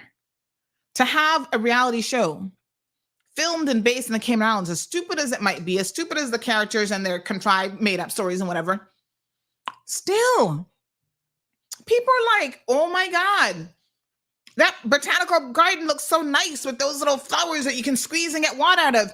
I want to go experience that. I must say, the optics of the video and that reality show depicting Cayman looked really good. Every shot, I was like, that's mango tree? Really? Mango tree look that good? They must have power washed the whole place. All right. Kasia says this is smart marketing. The Greek tourism board did the same thing with the Kardashians, gave that country a whole new market. Very smart. It's the world that we live in, folks. I'm telling you, influencers are ruling the... Listen, if I had an ideal job other than what I'm doing, I would be an influencer. Like, for real. Sitting down eating bonbons and chocolates and talking about it and getting paid to do that. Yes, honey chill. Why not? All right. Much ado about nothing. Trust and believe me. Let's move on. Okay, honey chill. The couple minutes that we have left in the program. Oh my God, I got to tell y'all about this situation. A couple months ago, I brought this up with the NRA about these cones on West Bay Road. Every single time we drive on West Bay Road, Marlon is complaining about this. He's like, why are these cones here? You mean to tell me that people can't pull off? It is a pain in his rear end. He has driven me crazy with his complaints. I pass it on to NRA. They actually said that they were allowing them to do it temporarily, but it was never meant to be a permanent situation. Well, NRA, y'all need to wake up, because these people have not only put the regular cones there as a permanent situation, they have now placed metal cones there. These people have lost their minds. Look at this one, right in front of the Avalon. They went from the kind of flexible plastic foamy looking ones to installing metal poles to prevent you from parking what is properly, I think, supposed to be a bicycle lane. And, but some people park there to be able to go to access beach, access points and whatever. They blocked it. This should have never, ever been allowed to begin with. Now NRA has to get on them because, of course, they didn't ask for permission for these permanent cones, and they have to make them have them removed. Let me tell you something. NRA, listen to me carefully. Have all of them removed. Metal, plastic, I don't care. Whatever temporary permission you gave them should now be removed. Because the biggest issue here is if you have an emergency situation and you need to be able to pull off of the side of the road, ambulance come in and you need to make way, you cannot do so. Right? Send them an enforcement notice and tell them to take these down. Everybody else should have to take them down as well. This is ridiculous. But like you say, you give some people an inch, they got to take the whole mile, the whole kit and caboodle. It's ridiculous. We need to put a stop to it. Somebody said this back in March. Anyone knows what's going on with Cemetery Road? Oh, that's another question. Hold on. Let me see the other one with the cones.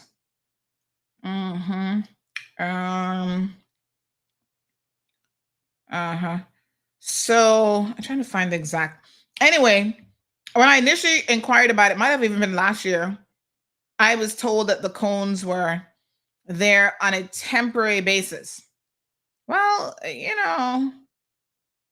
time to get rid of them. Time for that temporary situation to resolve itself. All right. This is back in 2022. Actually, I asked about it. Just checking my phone messages here. And back then,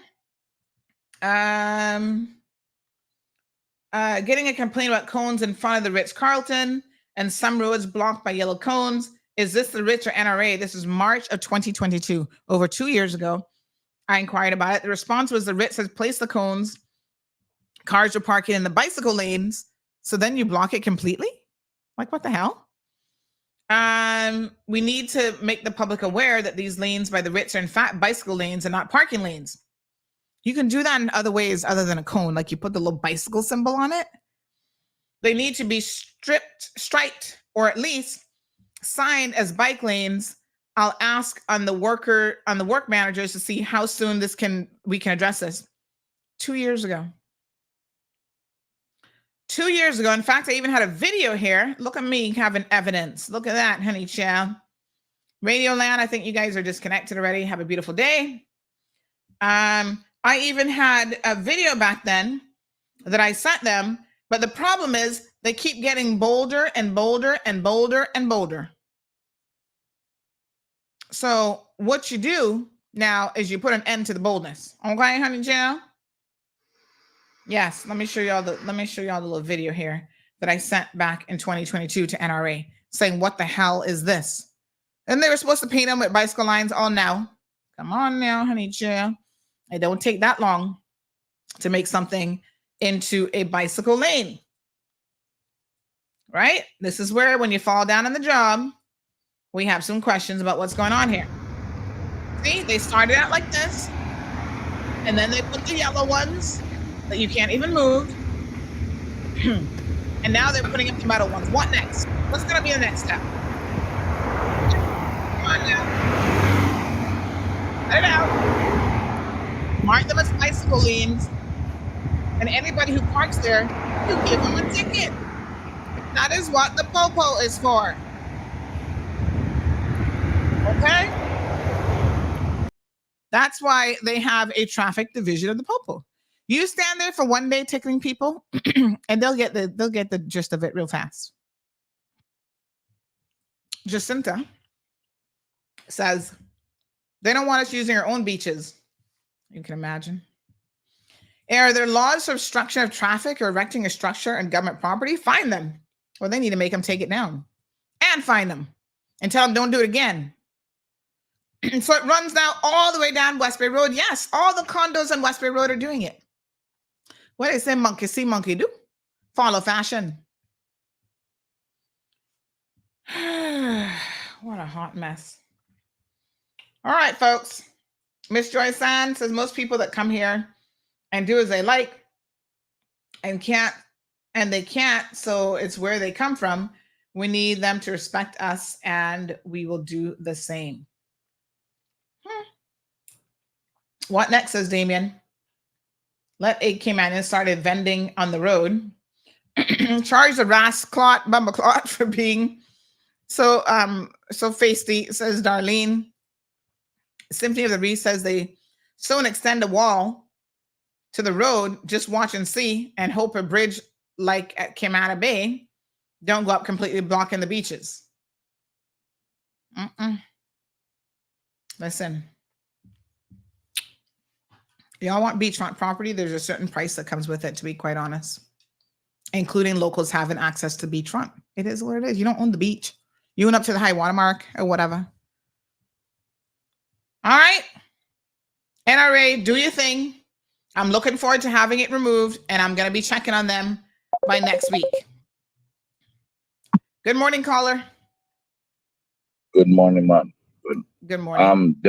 The problem is with the parking corner. It just land department need to stop approving for a small piece of land. They build a big old hotel and no have enough parking space, ma'am. It's the plan department need to blame for that, ma'am. Yes. All right. Somebody says, aren't they there because the tenants can't see to pull onto the main road when vehicles are parked there, obstructing their vision? I don't know what logic they used. But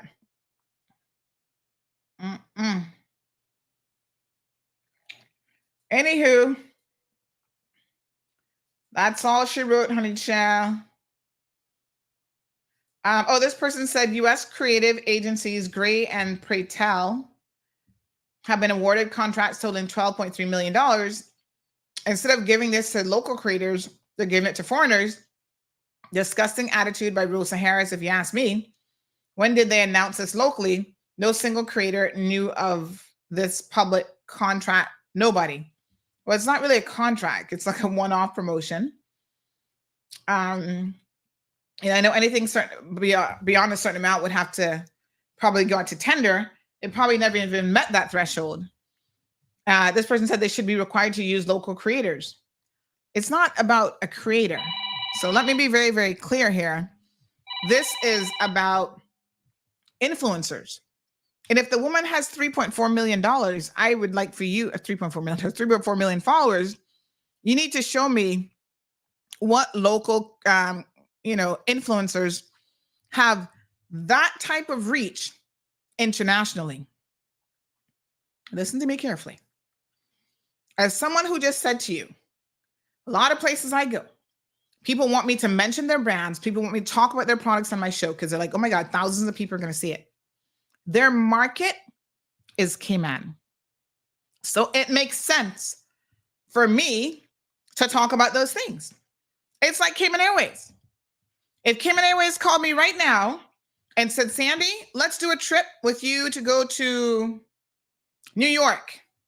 We're going to sponsor you a trip, put you up in a hotel, and we want you to promote Cayman Airways route to New York. That's an example of how it could easily be done. I'm all up for it. Cayman Airways, call me, link me, right?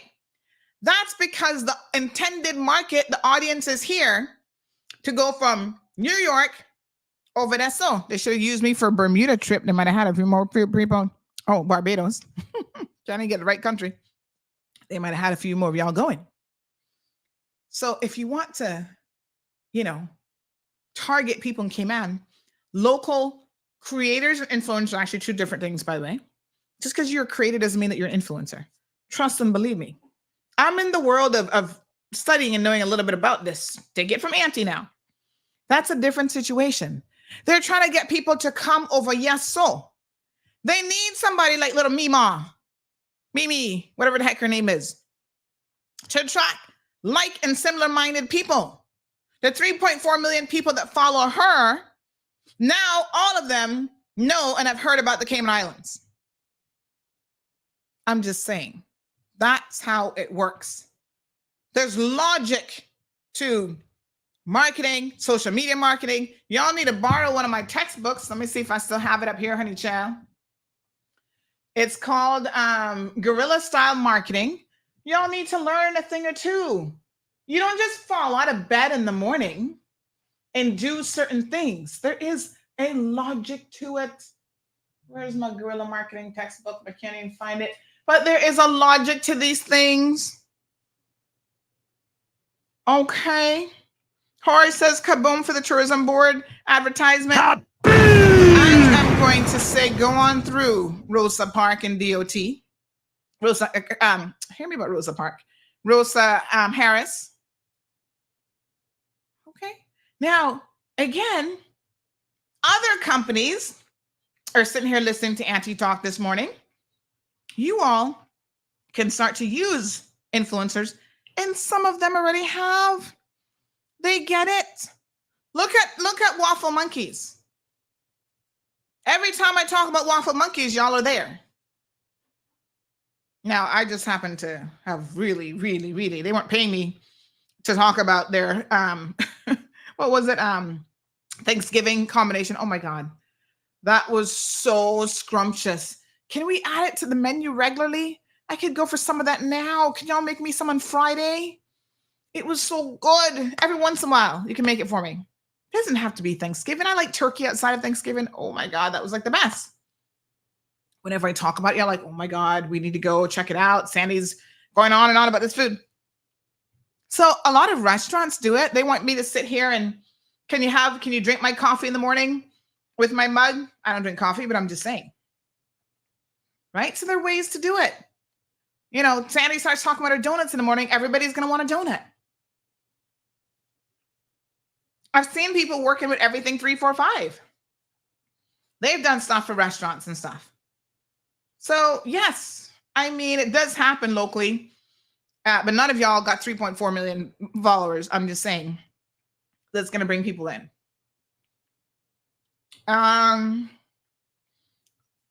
Shaka Zulu is asking about liability. what kind of liability?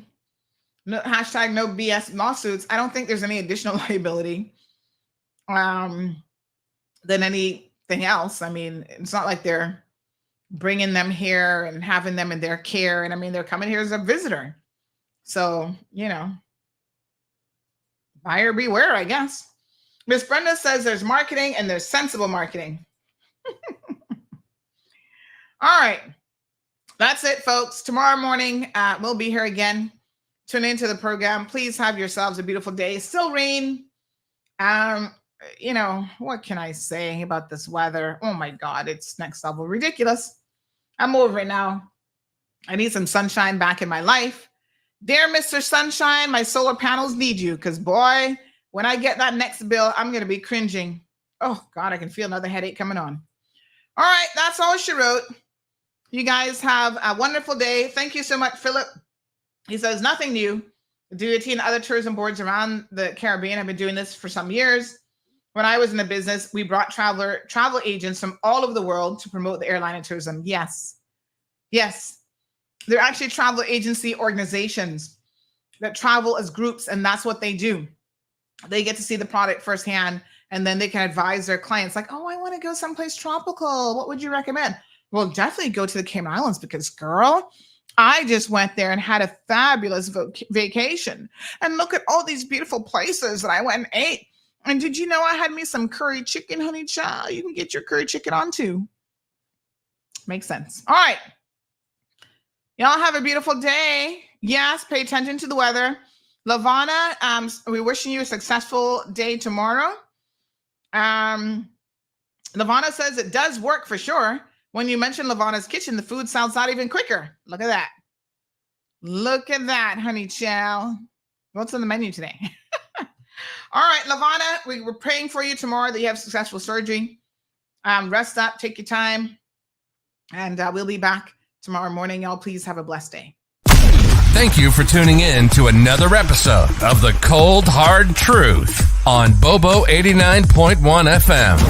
Cayman's #1 talk show is live weekdays from 7:30 a.m. Never miss an episode again. Watch anytime on CMR's Facebook and YouTube channels for the latest show episodes. Don't forget to follow us online on our social media channels. And visit CaymanMarlRoad.com for all the latest news and community happenings.